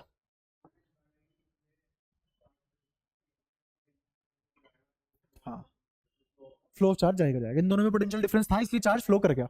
और कितना फ्लो कर गया? इतना फ्लो कर गया जितना इस पे था भी नहीं। इस पे चार्ज कितना था? क्यू, और फ्लो कितना करके गया है? 3Q/2। एक था 1.5 फ्लो कर गया, क्योंकि इसके पास नेगेटिव नहीं आ गया। किसकी डेफिशिएंसी होगी अब इसके पास? पहले इसके पास इलेक्ट्रॉन की कमी थी, और अब इसके पास इलेक्ट्रॉन की बढ़ोतरी आ गई, बढ़ गए। कोई दिक्कत? तेरे को आया समझ में क्या बोला? पक्का? ये सब किसकी वजह से हो रहा है? और पोटेंशियल डिफरेंस से चार्ज का नेचर भी बदल जाता है, और यही तो गाइड कर रही है कौन किसको कैसे रिपेल करेगा, कितना जाएगा। तो सारा का सारा गाइडिंग फैक्टर क्या है? पोटेंशियल। और डे 1 से पोटेंशियल इसी लेसन में पढ़ाता आ रहा हूँ कि हर चीज का रूट कोज पोटेंशियल ही है। इलेक्ट्रिक फील्ड के बहने का रूट कोज पोटेंशियल, चार्ज के फ्लो करने का रूट कोज पोटेंशियल, फोर्स लगने का रूट कोज पोटेंशियल। क्यों? क्योंकि फोर्स लगा इलेक्ट्रिक फील्ड की वजह से, इलेक्ट्रिक फील्ड पैदा किया पोटेंशियल डिफरेंस में। आई बात समझ? कोई परेशानी? लेकिन अभी भी हमें असलियत में पता नहीं है साला पोटेंशियल है क्या। हमें ये पता है कि ये क्या क्या कर सकता है, बट अभी भी ये नहीं पता पोटेंशियल है क्या। और यही बात मैंने तुम्हें शुरुआत में बोली थी, बस यही नहीं पढ़ सकते हम कि पोटेंशियल असलियत में है क्या, एब्स्ट्रैक्ट फॉर्म में। एब्स्ट्रैक्ट फॉर्म मतलब रियल टर्म में क्या है, जैसे किसी चीज की डेफिनेशन होती है, ऐसे पोटेंशियल की क्या डेफिनेशन है। ऐसे कोई हमारे पास क्लियर कट डेफिनेशन नहीं है, पागल बनाने वाली बात है। वो पागल बनाने वाली बात क्या होती है कि potential energy per unit test charge to bring a charge from one point in electric field to another point in same electric field. ये हो गई पागल बनाने वाली डेफिनेशन, इससे कुछ भी पता नहीं लगता हमें। ठीक है? क्या? क्योंकि जब मैं समझा रहा था तो हेड डाउन करके नीचे बैठा हुआ था, सोच रहा था कुछ। हाँ सोच। हाँ तेरे पर रह गए थे, हाँ वो काटने हैं। निकाल पर निकाल।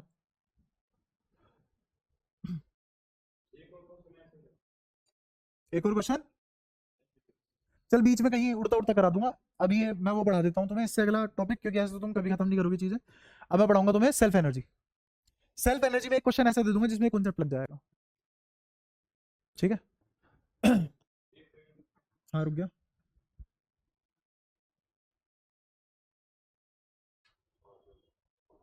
ठीक है, इससे पहले मैं एक छोटी सी चीज और बता देता हूँ तुम्हें। जैसे मैंने कहा कि मेरे पास एक ये शेल है, एक ये शेल है, इसका रेडियस है R1, इसका रेडियस है R2। इस पे चार्ज है मान लो कैपिटल Q, इस पे चार्ज है छोटा Q। इन दोनों को टच कराया गया, टच्ड एंड सेपरेटेड। तो ऐसे थे, इनको टच कराया, दोनों के दोनों कंडक्टर है। क्या है? दोनों के दोनों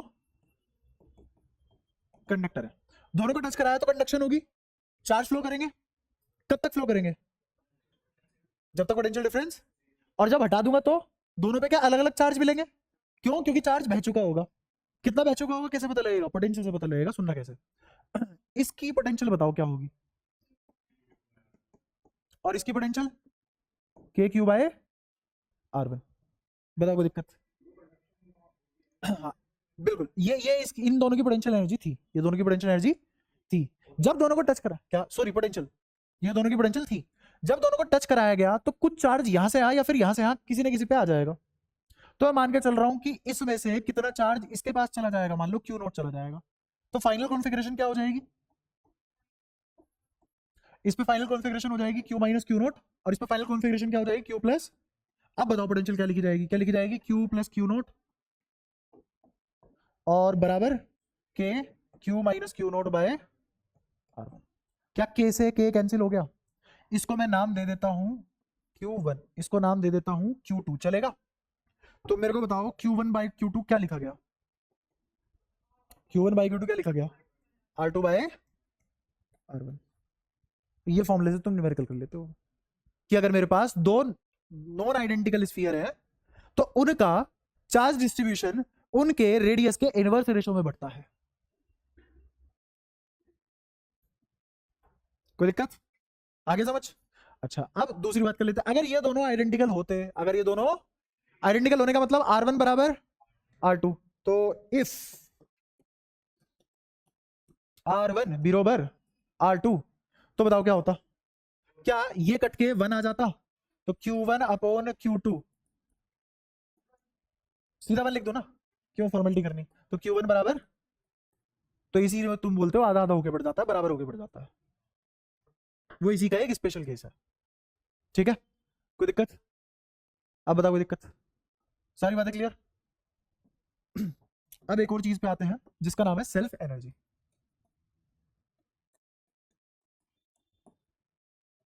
अब ये सेल्फ एनर्जी क्या वाला है वो भी सीखो। जैसे जब भी हमने कभी भी कोई सिस्टम बनाया तो सिस्टम बनाते टाइम एक बात का विशेष ध्यान रखा, वो क्या थी? वर्क डन मिनिमम होना चाहिए by external agent. Work done पूरी डेफिनेशन क्या थी? Minimum work done required, minimum required to make the system by an external agent is called potential energy of the system, है ना? ये वर्क डन मिनिमम क्या लफड़ा है? ये क्या मतलब है वर्क डन मिनिमम का?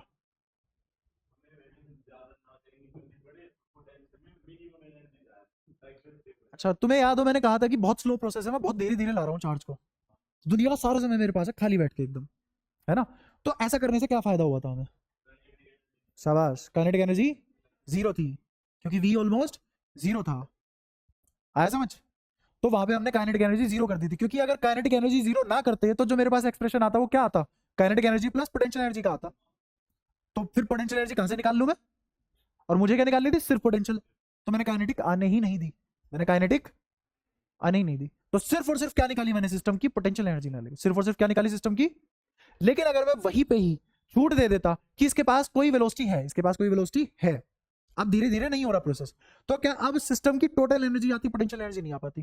क्या आती? सिस्टम की टोटल एनर्जी। सिर्फ पोटेंशियल एनर्जी निकाल ही नहीं पाते, क्यों? क्योंकि काइनेटिक भी होती है, और अगर वो टोटल एनर्जी निकालते तुम उस सिस्टम की, उसी को बोलते हैं सेल्फ एनर्जी। क्यों नहीं सुन पाया? कान साफ किया करो। ठीक है, बता रहा हूँ, रुक जा उसको बता दूं। दोबारा सुन ले। अगर मेरे पास कोई वेलोसिटी होती तो काइनेटिक एनर्जी भी आती, पोटेंशियल एनर्जी तो थी, वो तो निकालने बैठे थे। बट अब जो मेरे पास एनर्जी निकल के आती वो काइनेटिक होती, पोटेंशियल होती है, टोटल होती? टोटल होती। होती तो कंजर्वेटिव फोर्स के द्वारा ही ना, होता तो इन दोनों में कन्वर्जन। तो उस एनर्जी को क्या बोलते हैं? Self energy. क्या बोलते हैं? Self energy. हाँ, उस टोटल एनर्जी को क्या बोलते हैं? Self energy. अच्छा, अब मैं कह रहा हूं कि मैंने सेल्फ एनर्जी निकाली उस सिस्टम की। क्या निकाली? सेल्फ एनर्जी निकाली उस सिस्टम की, बट किसी रीजन की वजह से काइनेटिक एनर्जी जीरो हो गई, तो सेल्फ एनर्जी क्या बन गई? तो सेल्फ एनर्जी ही पोटेंशियल एनर्जी है।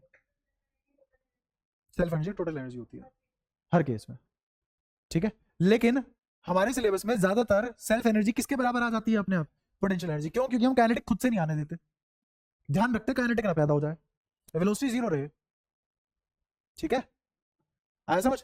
तभी तो हम ये फॉर्मूला लगा पाएंगे। सोच के देखो कि अगर मेरे पास काइनेटिक एनर्जी ना होती, सॉरी काइनेटिक एनर्जी भी आ जाती है एक्सप्रेशन में, तो ये वाला फॉर्मूला कैसे लगाता मैं? ये वाला फॉर्मूला तो तब लगाते हैं ना जब इनिशियली सारी की सारी पोटेंशियल थी, और यही यही पोटेंशियल किस में बदल गई? अब तुम बोलो यहाँ पोटेंशियल भी है, कुछ काइनेटिक भी है, तो तुम निकाल नहीं सकते कितनी काइनेटिक में बदली। तो चीजें आसान करने के लिए हम क्या करते हैं? काइनेटिक एनर्जी पैदा करवाते ही नहीं। तो इसलिए इस चैप्टर में हमारे लिए सेल्फ एनर्जी ही क्या बन जाती है? अब कोई कंफ्यूजन? वरना इसमें ही रहता है सारा, self energy, potential energy, kinetic energy, total energy, binding energy, क्या है ये सब? मैंने तुम्हें हर चीज ढंग से बताई है, मैंने बाइंडिंग एनर्जी खोल के बताई है पूरी, कब कहाँ क्यों एग्जिस्ट करती है, मतलब क्या होता है उसका। टोटल एनर्जी भी बताइए, टोटल एनर्जी अगर नेगेटिव हो जाए तो बाइंडिंग एनर्जी है फिर, है ना? फिर मैंने तुम्हें काइनेटिक और पोटेंशियल भी अच्छे से बताई, पोटेंशियल में तो हमने पूरा चैप्टर निकाल दिया। और अब मैंने तुम्हें बताया कि अगर वो काइनेटिक प्लस पोटेंशियल निकाल लेते तो वो क्या थी, और अगर उसमें काइनेटिक जीरो हो जाए तो अभी भी क्या है वो? सेल्फ, लेकिन क्या बन चुकी? पोटेंशियल। तो सेल्फ एनर्जी पोटेंशियल एनर्जी ऐसे बनती है। कोई परेशानी? हाँ पूछ। कितना कितना रह रहा है? 6 बजे तक क्लास भी तुम्हारी 4:30 बजे शुरू हुई है ना? नहीं भाई, मैं बकवास करते करते ही बहुत तेज पढ़ा लेता हूँ, पर तुम आज ठीक ठाक पढ़े हो फिर भी, क्योंकि तुमने कुछ कुछ तो जवाब दिया। अब तुमने मेरे स्टैंडर्ड यहाँ लेके आ गए, तुम मेरे स्टैंडर्ड यहाँ हुआ करते थे बच्चे को लेकर, तुम यहाँ लेके आ गए। मैं कहा चलो एक तो दिया इन्होंने जवाब, हाँ कर दी तुमने। आओ सेल्फ एनर्जी देखें अब, करे क्या है, क्या होता है समझ रहा हूँ। ये क्या है? ये भी वही है, work done, minimum work done required अगर है तो पोटेंशियल एनर्जी, लेकिन अगर मैं सिर्फ बोलूं वर्क डन रिक्वायर्ड है तो वो सेल्फ एनर्जी। अब फिर से फर्क समझ आया दोनों में? अगर मैंने बोला सिर्फ work done by external agent to form the system, मतलब self energy. Work done required to form the system is minimum work done required to form the system is. फर्क नजर आ गया? पक्का? ठीक है। तो अब यहाँ पे भी क्या डेफिनेशन लिखी जाएगी सेल्फ एनर्जी की? Work done required by an external agent to form the system is called self energy of the system. ये होगी जनरल। अब इस चैप्टर में कैसे होगी, इस चैप्टर में कैसे भाषा लिखी जाएगी, इस चैप्टर में भाषा लिखी जाएगी the energy required to charge the system, the energy required to charge the system is called self energy. हाँ ठीक है, तो एनर्जी या फिर work done required to charge the system is self energy, है ना। ये वाले डेफिनेशन में तुम्हारे सामने प्रैक्टिकली प्रूव भी कर सकता हूं। मान लो यहां इन्फिनिटी पे कितनी दूर, इन्फिनिटी पे कितने चार्ज पड़े हुए हैं, इनफाइनाइट चार्ज पड़े हुए हैं। कितने चार्ज पड़े हुए हैं, इनफाइनाइट चार्ज पड़े हुए हैं। इन्फिनिटी दूर इनफाइनाइट चार्ज पड़े हुए हैं। अब मुझे इन सभी चार्जेस से एक स्फेरिकल शेल बनानी है, समझ रहे ध्यान से, इन सभी चार्जेस से एक स्फेरिकल शेल बनानी है, इन सभी चार्जेस से एक स्फेरिकल।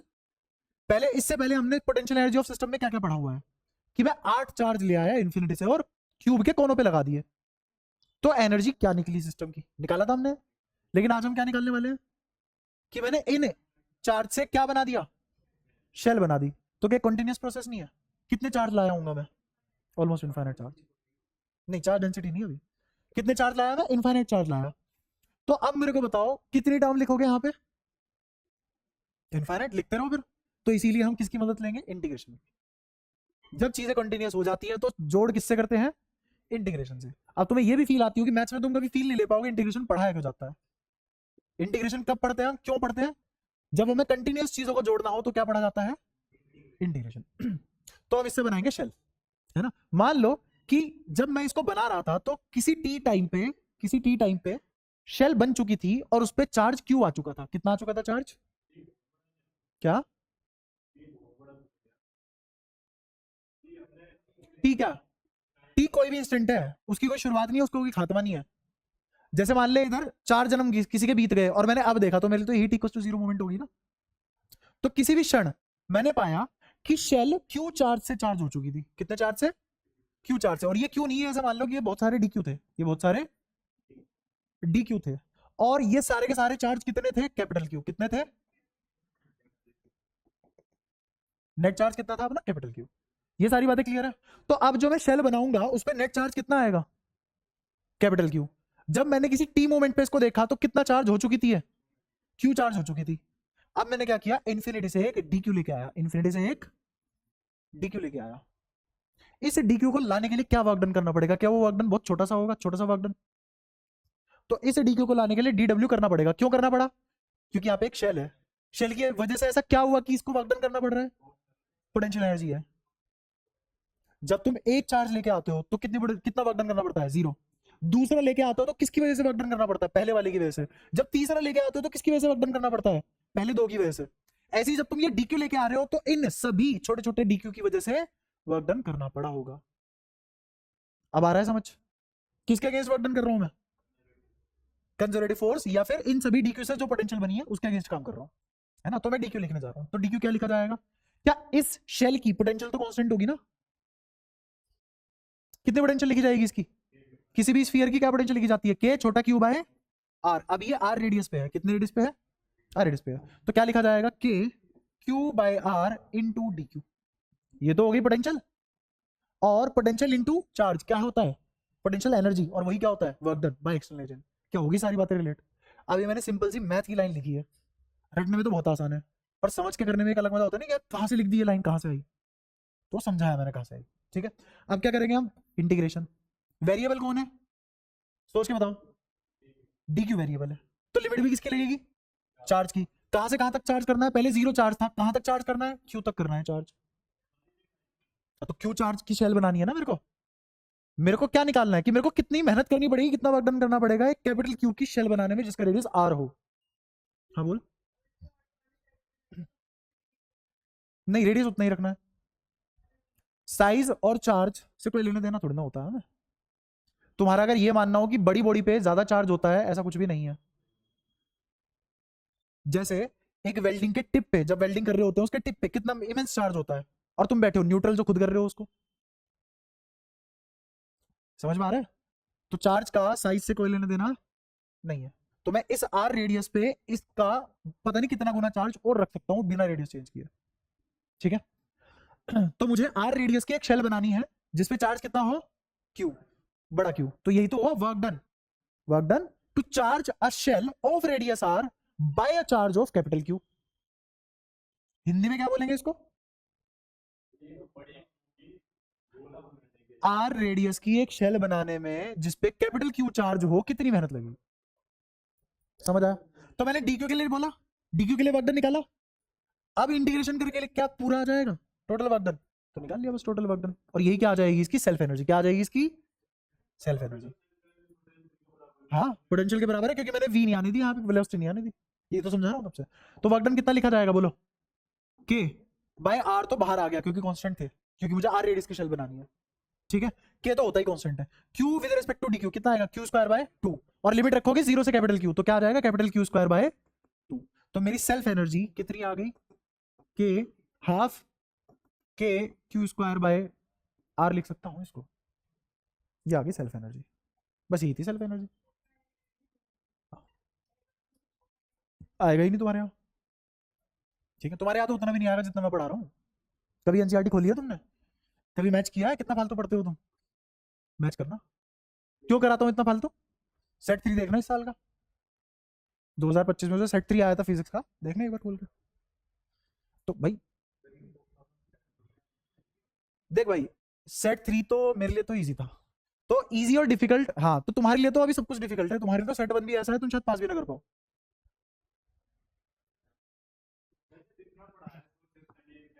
हाँ तो टेस्ट ले लूंगा अभी संडे को, देख लेंगे कितने पानी में हो। सेल्फ एनालिसिस समझ आ गई, नहीं क्यों, तुझे क्या लग रहा है मैं इज्जत पे क्यों लेके जाऊंगा, आज तक लेके गया हूँ भाई, मुझे तुम्हें सिखाना है, मुझे अपनी बात ऊपर थोड़ी रखनी है।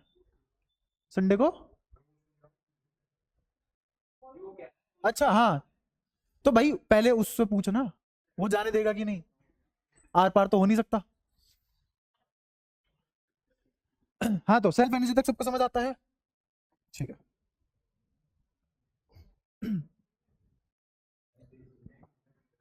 एक सवाल पूछता हूँ जैसे तुमसे,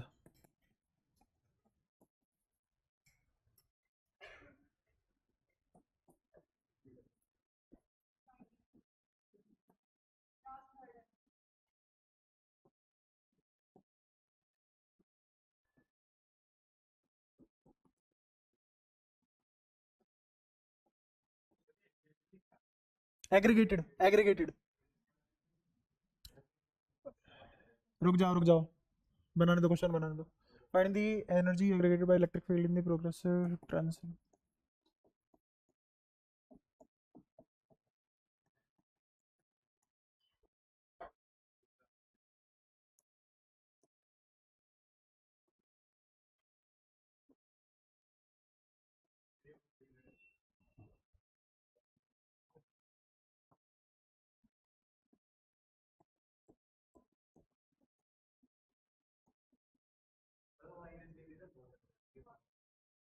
this will to infinity due to the assembly of,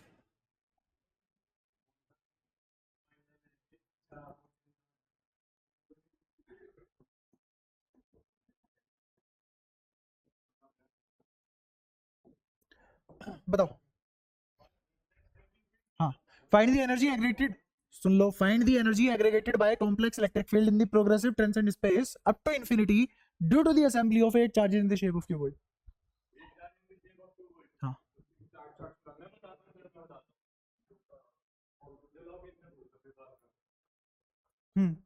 कोई बता रहा हो तो बताओ,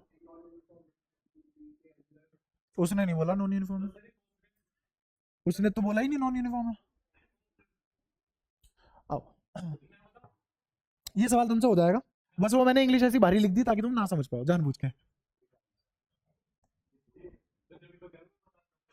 अब सुन, बता देगा तू, पर उससे पहले मैं एक चीज समझा देता हूँ, समझा भी नहीं देता, एक सवाल पूछता हूँ तुमसे, उसका पहले जवाब दो। सवाल है, ये तुमने क्यू चार्ज का, कैपिटल क्यू चार्ज का आर रेडियस का एक शेल बना लिया, बना लिया, कहा यहां जो डी क्यू रखे हुए थे, कितने इनफाइनाइट जो डी क्यू रखे हुए थे, जो नेट कितना बना रहे थे, तुमने इन सबको यहां लाके एक सिस्टम बना दी, एक शेल बना दी, क्यू चार्ज की एक शेल बना दी, आर रेडियस की बना दी। ये जो वर्क डन किया किसने किया? हमने। कहा गया मेरा वो वर्क डन? पोटेंशियल एनर्जी में स्टोर हो गया। ठीक है चलो, पोटेंशियल एनर्जी में स्टोर हो गया वो वर्क डन। वर्क डन किस में स्टोर हो गया? Potential energy. कहाँ है वो पोटेंशियल एनर्जी? शेल के अंदर। तो पूरे शेल के सिस्टम पे, मतलब शेल के सरफेस पे है, शेल के अंदर है, शेल के बाहर है, कहाँ है? हाँ, जो डीक्यू है उनके, जो दो डीक्यू है उनके बीच में, जितने भी डीक्यू सबके बीच में एक इलेक्ट्रिक फील्ड है, एक पोटेंशियल है। ठीक है, जितने भी डीक्यू सबके बीच में एक पोटेंशियल है, पोटेंशियल एनर्जी है, वहां स्टोर हो गई। मेरा वर्क डन क्या? मेरा सवाल नहीं समझे तुम। सवाल ये है कि मैंने इतनी मेहनत करी, वर्क डन किया, खून पसीना बहा दिया, बायोलॉजिकल एनर्जी लगा दी पूरी, थक गए, पर मैंने इससे ये बना दिया, तो मैंने तो बहुत सारा वर्क डन किया ना। ये जो इतना सारा वर्क डन था, ये कहाँ गया? तुमने कहा पोटेंशियल एनर्जी में स्टोर हो गया, बिल्कुल सही बात है। अब ये जो पोटेंशियल एनर्जी में स्टोर हो गया, पोटेंशियल एनर्जी कहाँ है?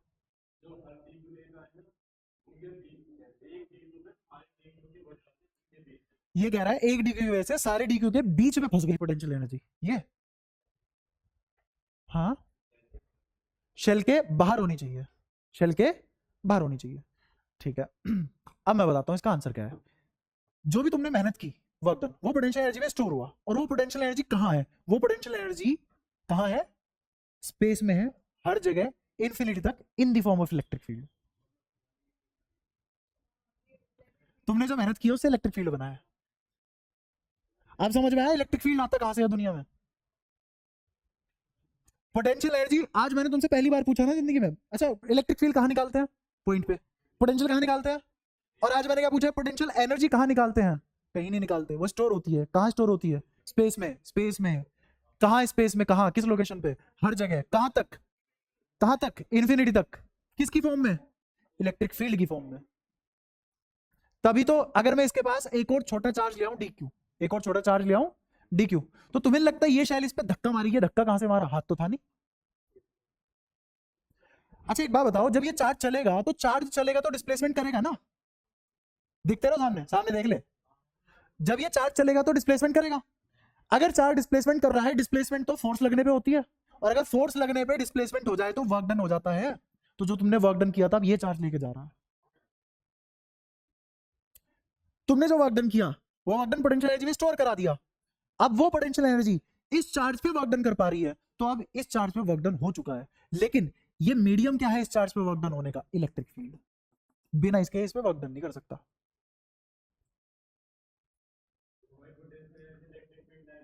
हाँ, जितने भी, हाँ हाँ हाँ हाँ, सब पे इलेक्ट्रिक फील्ड लगेगी। हाँ स्टोर्ड है। हाँ तो तभी तो मैं कह रहा हूँ कहां तक फैली है पोटेंशियल एनर्जी? इन्फिनिटी तक स्टोर हुई पड़ी है स्पेस में।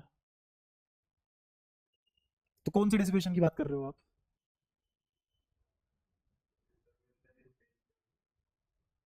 अब वही पूरी कहानी रिलेट। तो सेल्फ एनर्जी मुझे इसलिए नहीं पढ़ाना था मैं तुम्हें एक मैथ्स का फॉर्मूला फालतू दे दूं। सेल्फ एनर्जी इसलिए पढ़ाना था ताकि तुम्हें पता लगे चीजें कहां से कहां कनेक्ट हो रही है, चल क्या रहा है कहानी में। अगर तुम्हारा थोड़ा सा अच्छा आईक्यू हो तो तुम सोचोगे कि मैं कहानी सुना रहा हूँ चैप्टर 1 से, और जब न्यूक्लियर फिजिक्स और सेमीकंडक्टर खत्म हो जाएंगे तब ये कहानी खत्म हो जाएगी। तब तुम्हें पता लगेगा इस आदमी ने फिजिक्स नहीं पढ़ाई है, कहानी बताई है पूरी, चल क्या रहा था। तो समझ आया क्या क्या चल रहा है? तुमने वर्क डन किया, पोटेंशियल एनर्जी की फॉर्म में स्टोर हो गया। वो पोटेंशियल एनर्जी की फॉर्म में स्टोर होने का मतलब इन्फिनिटी तक इलेक्ट्रिक फील्ड लाइन आ गई। इन्फिनिटी तक इलेक्ट्रिक फील्ड लाइन आने का मतलब अब वो दूसरे चार्ज पे वर्क डन कर सकता है। जब इसके पास खुद ही वर्क डन नहीं होगा, दूसरे पे कैसे करेगा? और दूसरे पे तो तब करेगा जो उस पे होगा, स्टोर करेगा। और स्टोर कहाँ करेगा? स्पेस में। तभी तो बिना किसी फिजिकल कॉन्टैक्ट के फोर्स लगा पाता है। तो मैंने आज इस चीज का भी जवाब दे दिया कि बिना फिजिकल कॉन्टैक्ट के फोर्स कैसे लग जाता है। नहीं, स्पेस में हर जगह पोटेंशियल एनर्जी बराबर नहीं होगी, इसीलिए इलेक्ट्रिक फील्ड की इंटेंसिटी कम होती जाएगी, क्योंकि इलेक्ट्रिक फील्ड की डायरेक्शन में पोटेंशियल भी घटती चली जाती है। ठीक है, यहां पे वर्क डन ज्यादा होगा, अगर यही चार्ज यहां रखा होता तो इस पे वर्क डन कम होता। ठीक है, बताओ यहां तक कोई भी दिक्कत? क्या सारी बातें क्लियर है? तो इसी को बोलते हैं कि मेरी ये जो मैंने वर्क डन किया था, सुनना ध्यान से, ये जो मैंने वर्क डन किया था इसी को क्या बोलते हैं? Potential energy. क्या बोलते हैं? Potential energy. किसकी? सिस्टम की। अब मैं इसको देखो कितनी भाषा में भी लिख सकता हूं। यही सेल्फ एनर्जी है। यही क्या है? Self energy. सुनते रहना। यही क्या है? Work done by external agent. कौन? Potential energy. और यही क्या है? Energy aggregated by electric field. Energy aggregated by electric field. Potential energy के पता नहीं कितने नाम है। अब किसी क्वांटिटी के अगर इतने नाम है तो पक्की बात है वो इंपॉर्टेंट रही होगी, है ना? घर में फूल सा लल्ला, राजा बाबू, सोना बेटा, ये एक ही बच्चे के नाम होते हैं ना। क्यों होते हैं? क्योंकि वो बहुत जरूरी होता है, साफ पता लगता है इकलौता है साला। वरना जिसके हैं 18-18 बच्चे, उनके नाम सुने कैसे?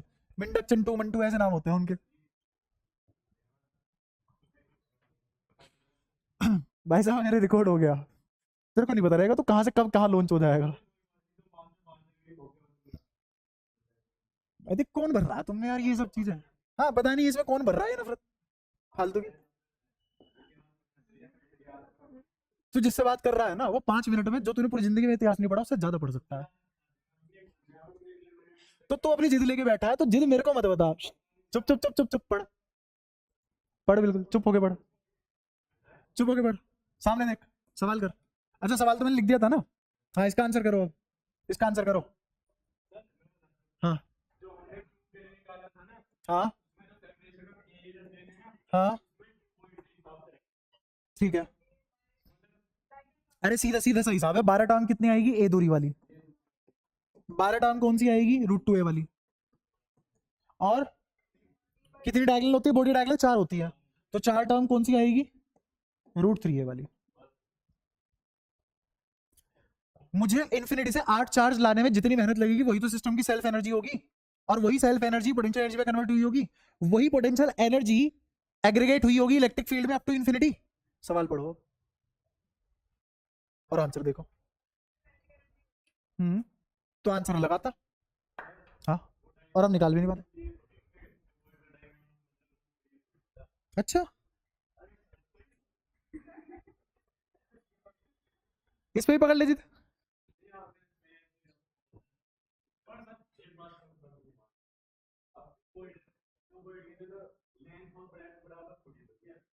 हम्म तो निकाल लेगा, वरना फिर ए बी कितनी क्यूबॉइड की? 3 एल बी एच, 3 अलग अलग साइड होंगी, निकाल लेगा वो। अगर ऐसा बोल भी रहा है ना तो तुम एक काम कर लो ना, तो इसको क्यूब कर लो। हाँ बात ही खत्म। ठीक है। तो ये वाला क्वेश्चन भी तुम्हें समझ आ गया, 36 बातें भी तुम्हें समझ आ गई। अब एक छोटा सा और सवाल करो। आर रेडियस है, बताओ ये जो इलेक्ट्रिक फील्ड निकला,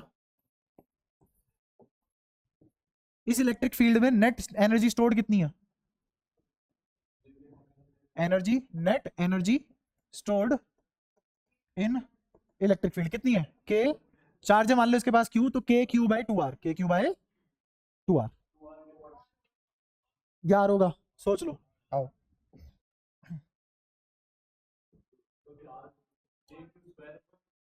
हाँ स्क्वायर आ जाएगा वो अलग बात है, पर नीचे तो 2 आर ही आएगा ना, तो तुम सिर्फ आर के बोल रहे हो।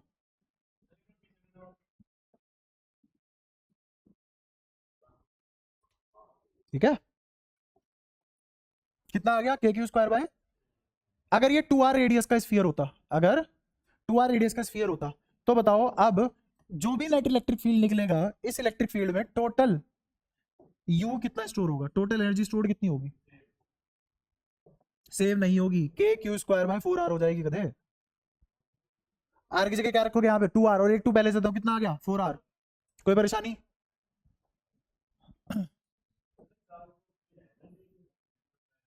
हाँ चार्ज उतना ही रहा, मैंने कब चार्ज चेंज करा?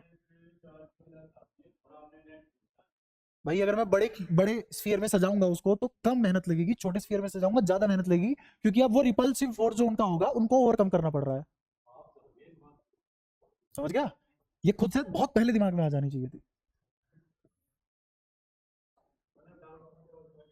नहीं डाउट, डाउट नहीं है, ये पिछले की कमी है। देख डाउट अलग होता है, समझो इस बात को। ये तो नैनी बिहेवियर है ना कि सर हम पिछले कितनी बातें पूछ जाए और हम भूलते रहते भूलते रहते भूलते रहते, हम 100 बार भूले, आप 100 बार बताओ, ये डाउट नहीं है। ये आदत खराब करना है।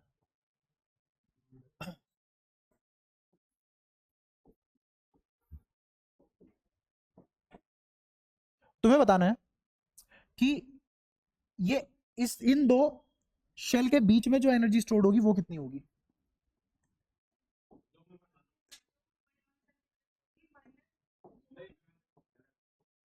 देखो बड़े वाले शेल का इलेक्ट्रिक फील्ड तो यहां से शुरू होगा, अंदर तो कोई इलेक्ट्रिक फील्ड ही नहीं होगा क्योंकि अंदर तो पोटेंशियल कांस्टेंट होती है, और पोटेंशियल कांस्टेंट है तो अंदर इलेक्ट्रिक फील्ड आएगा नहीं, है ना। तो इसने जो बाहर इलेक्ट्रिक फील्ड निकाला और अंदर वाला जो बाहर इलेक्ट्रिक फील्ड निकालेगा उसमें से, ध्यान से सुनना, समझ आ रहा है ना कौन सा किसका इलेक्ट्रिक फील्ड है। जैसे ही ये बाहर वाला स्फीयर क्रॉस होगा तो दोनों का इलेक्ट्रिक फील्ड बराबर होगा, दोनों का इलेक्ट्रिक फील्ड बराबर होगा। तो अंदर वाले ने क्या इतने स्पेस में फालतू जनरेट कर रखा है इलेक्ट्रिक फील्ड, तो उसी के हिसाब से एनर्जी आएगी, उसी के हिसाब से एनर्जी आएगी। अच्छा ये बाहर वाला इलेक्ट्रिक फील्ड ऑरेंज वाला, जो ऑरेंज वाला इलेक्ट्रिक फील्ड है वो कितनी एनर्जी स्टोर करके बैठा होगा, के क्यू स्क्वायर बाय 4r। कितनी एनर्जी स्टोर करके बैठा होगा 4r। अरे ये 2r है तो 4r आएगा ना। अच्छा और ये जो अंदर वाला स्फीयर है ये कितनी एनर्जी स्टोर करके बैठा होगा, के क्यू स्क्वायर बाय 2r। अगर मैं दोनों के इलेक्ट्रिक फील्ड घटा भी दूं तो बाहर तो दोनों के कॉमन है, वो तो खत्म हो जाएंगे, तो सिर्फ यही तो बचेगा इलेक्ट्रिक फील्ड। ऐसी अगर मैं बाहर वाले इलेक्ट्रिक फील्ड में जो एनर्जी स्टोर है और अंदर वाले इलेक्ट्रिक फील्ड में जो एनर्जी स्टोर है दोनों का डिफरेंस ले लूं तो वही तो एनर्जी बची होगी अंदर। तो क्या आ गया यहाँ पे, ये इस स्पेस में जो एनर्जी आई वो कितनी आ गई, के Q square by 2r minus के क्यू स्क्वायर बाय 4r, कितना आ गया, के क्यू स्क्वायर बाय 4r। हाँ पूछ। अंदर वाले में सिर्फ, हाँ हाँ सिर्फ छोटे वाले की वजह से है। तो छोटे वाले की जब तू निकालेगा तो बाहर वाली भी तो जोड़ लेगा, लेकिन बाहर वाली तो दोनों की कॉमन है। सोचियो समय कम है ना। ऐसी एक 100 तरीके हैं, और मैंने भाई मैंने सारी सारी लाइनें बोल दी जो बोलनी थी। अब मैं एक एक लाइन लिख के समझाऊंगा, और अब तेरा होम ट्यूशन चलेगा तब जाके तू एक्सेप्ट करेगा उस बात को। अब बात रह चुकी है सिर्फ एक्सेप्टेंस की। नहीं अगर यकीन आता तो मैं प्रूफ करवा सकता हूँ। तू पूछ रहा है, बता क्या पूछ रहा है, चल पूछ जल्दी पूछ। ठीक है काम कम हो गया, कोई ऐड फायदा उठाओ उसका।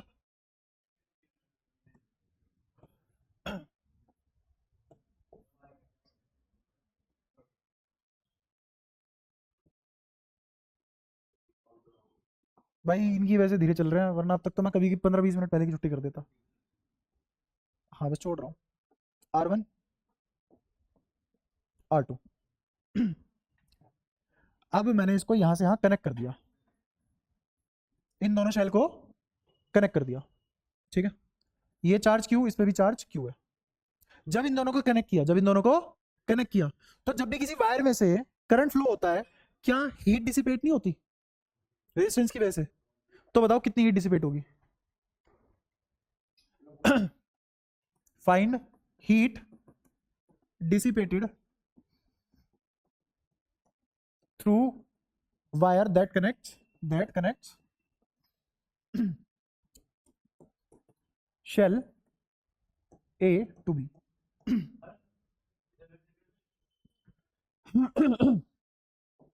आओ मैं ही करवाता हूं। ध्यान से सुनना, जब यहां से यहां करंट फ्लो किया तो मुझे निकालना पड़ेगा कि इस पे अगर क्यू चार्ज है इनिशियली और इस पे भी इनिशियली क्यू चार्ज है, फाइनल चार्ज कॉन्फ़िगरेशन क्या होगी। तो पोटेंशियल बराबर करनी पड़ेगी। अब एक तो है छोटा तरीका जो तुम्हें समझ में नहीं आएगा, पर एक बार मैं बोल के निकलूंगा जरूर, जिसको समझ आ गया मतलब बढ़िया चीज है, सीख गए तू।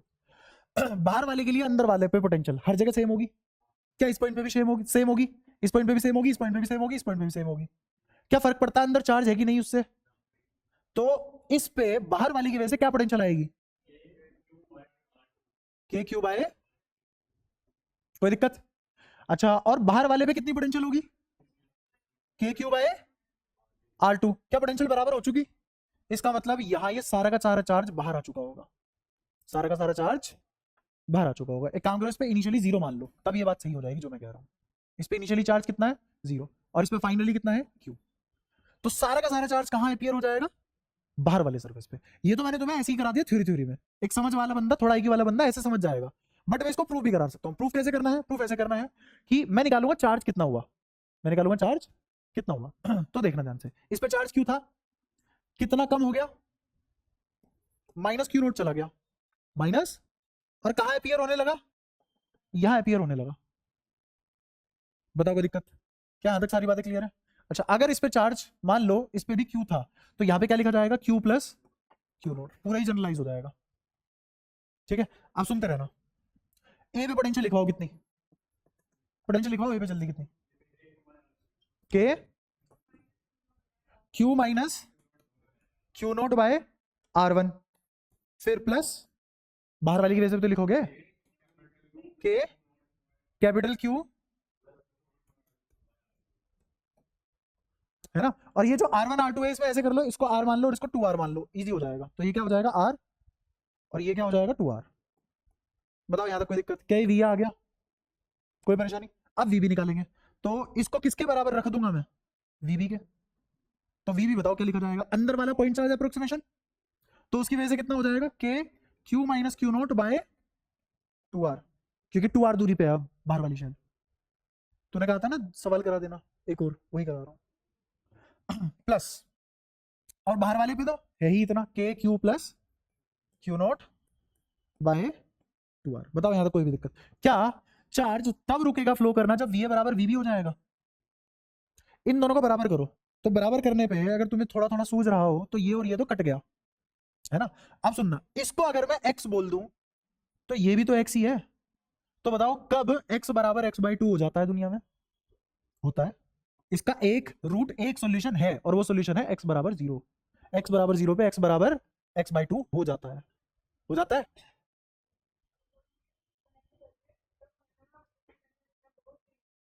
अरे कनेक्ट करने के बाद कराया मैंने। हाँ, पहले क्यों सेम था? तो अलग अलग थी ना पोटेंशियल, तो अलग अलग थी पोटेंशियल। जब कनेक्ट नहीं करा था पोटेंशियल अलग अलग थी। अरे तभी तो इसके पास ज्यादा एनर्जी थी, इसके पास कम थी। कितनी बारी पढ़ा लो, क्या फायदा होता है?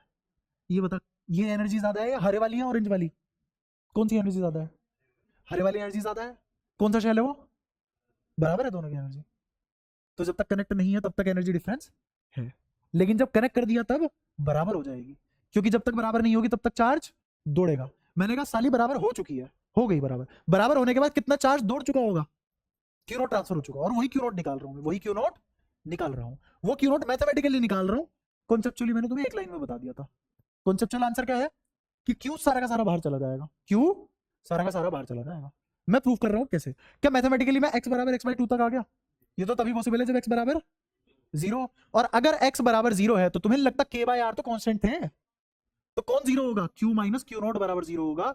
इसका मतलब q बराबर क्यू नोट होगा, और ट्रांसफर चार्ज कितना था, क्यू नोट। तो इसका मतलब सारा का सारा चार्ज बाहर चला गया। बात समझ में आती है? तो जब सारा का सारा चार्ज बाहर चला गया, तो अब मेरे को बताओ, अगर मेरे पास आर स्फीयर की शेल है, चार्ज क्यू है, तो सेल्फ एनर्जी कितनी होती है? अगर मैं इसी चार्ज को रखूं लेकिन शेल का रेडियस दुगना कर दूं, तो एनर्जी कम नहीं हो जाती? ये कम कैसे होगी? कहीं तो डिसिपेट हुई होगी, वही तो हीट एनर्जी है जिसमें डिसिपेट हुई है। तो किसका भी आंसर कितना है? इसका भी आंसर क्या है, के क्यू स्क्वायर बाय 4r। ये है हीट एनर्जी डिसिपेटेड।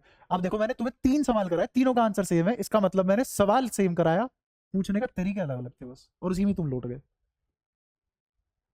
इसलिए अकल बहुत जरूरी है। हाँ हाँ हाँ, तभी तो अंदर से बाहर आया चार्ज। याद है पोटेंशियल बराबर करी है बाद में मैंने। हाँ, कम है इनिशियली, और फाइनली दोनों जगह बराबर है। फाइनल कॉन्फिगरेशन ऑफ चार्ज क्या है? बाहर वाले की क्यू प्लस क्यू, अंदर वाले की क्यू माइनस क्यू। तो उस फाइनल कॉन्फिगरेशन पे पोटेंशियल बराबर हो चुकी होंगी, देख कर दी। तो आज की क्लास घर जाते ही तमीज में पढ़ लेना, क्योंकि तुम्हारी शक्लें बता रही है अगली क्लास में टोपे उड़े आएंगे तुम्हारे। ठीक है, हाँ अब जा सकते हो।